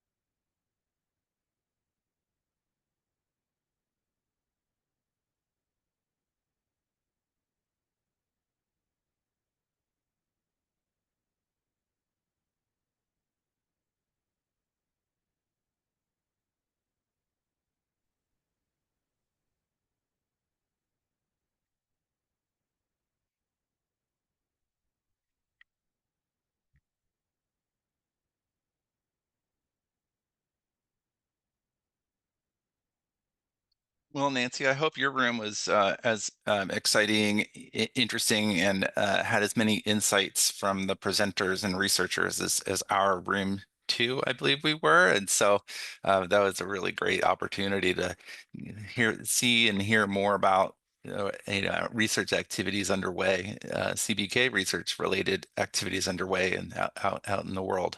How about for you? Yes, we had a really diverse set of presentations, and so we had good discussions, and we just ended up on with someone talking about creative thinking about funding going forward, and so how this is related to the question that we're asking of all our presenters. Challenges around funding right now. And so just someone talking about being very agile and creative and thinking about for all the data that they have, what are different ways that they can analyze it, different products that they can look at from that could be outcomes of just looking at it in new and creative ways. So very good discussion, very good discussion. Awesome. Well, might it be a time to kind of maybe share a thought or two about what we covered on this fantastic first day? I did have an idea too. We haven't planned on this before, so apologies, but maybe throwing it out to the group too to put in the chat kind of like one takeaway that you got from today's meeting. What do you think about that, Nancy? That I had the same idea. I had so Great I'm so minds. glad I said that invite takeaways, a one thing takeaway. So for everyone who would be willing to do this, to share it with us in chat. So exactly the same idea. Awesome. So I think that I've heard the term chatterfall, I think sometimes. So maybe to hear from you all, I see that there are still around 50 folks that are with us. If you wouldn't mind, take a moment, take stock. If you were able to listen in on the presentations, the posters, what's a takeaway that you have, one takeaway at least from today's session. Think about that, type that in, and then when we say go, we'll go ahead, Well, you see and hear all the, or see all the responses. I guess we won't hear much, maybe some clicking. So while people are thinking and writing in their one takeaway, their one thing takeaway, I just want to say that we have had fantastic presentations from our panelists, the engagement. We have a rich set of questions, I think, to work with that were in chat to think about in terms of the next event, the next MCBK NA that we could use as part of planning purposes, and that from the beginning of our planning, Josh, when we were thinking about this program and what it would be for this meeting, I think it's exceeded expectations, and so just a really great day. Yeah, here, totally with you. Couldn't have said it better. Well, how about I know I typed in my one of many takeaways. I have a whole page of like notes that I was taking from our panels and questions I had from our poster presenters. But I put in one of my takeaways. I'm about to hit enter. Shall I, we can give a countdown, 3, 2, 1, and then go. All right, 3, 2, 1, go. If you haven't already, what's the takeaway that you have had from today's session?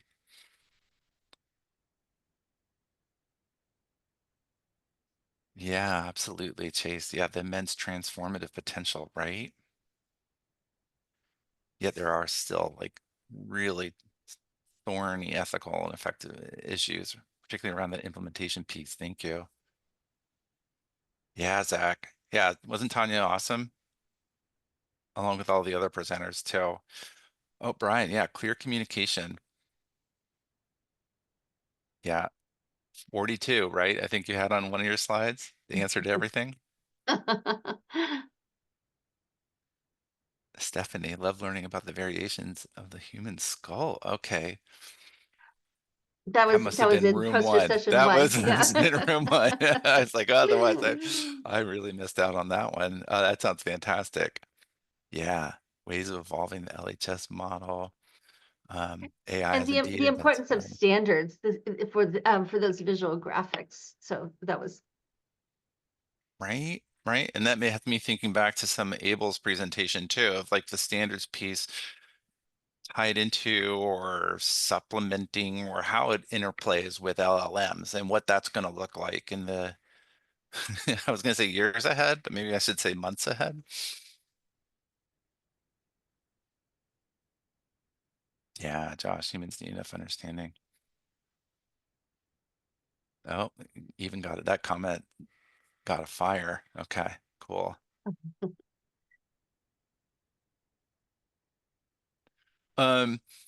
Nancy, as these are coming in. Oh yeah, Todd, Julia regarding AI. Yeah, Julia and the others, Dave and Abel. What a panel. That was great.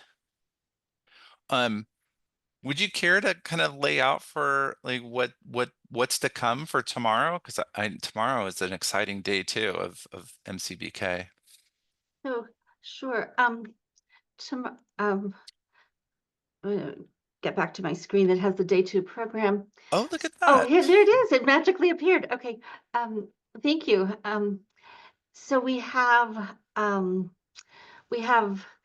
chapter update and for MCBK UK as the chapters expand, and there will be the chapter governance conversation, and then we're going to have some technical demo presentations and presentations by the work groups.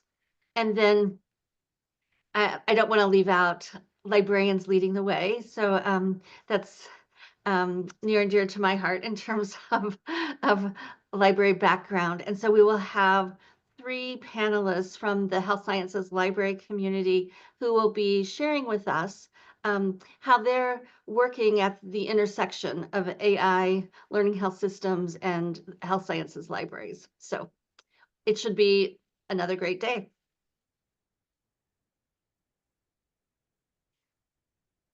Well, I think that's it. Yeah, indeed. Thank you. Thanks everybody for joining. And Nancy, I don't know if you have any last things. I think Yes. I'm Yeah. I'm wrapped up and I'm ready to even call it a little bit early if you are in agreement. Sure, and I just want to remind everyone that for tomorrow, it's same time, same channel. So it's the same Zoom link, the same time, which is 1 to 5 Eastern time. And I know we have many people attending from around the world. So translate that into your respective time zones, and we'll look forward to more engagement tomorrow with our participants. Thank you Anything, all so much. I'll also say there was earlier in chat, there was a question about the presenter slides, and those slides will be saved as will be shared after the meeting. So you'll get the slides from the presenters. Any last words? Just onwards and upwards. Have a Okay. great day, Okay. evening, or whatever time zone you're in. Yes. Thanks, everybody. See you tomorrow. Bye. Bye.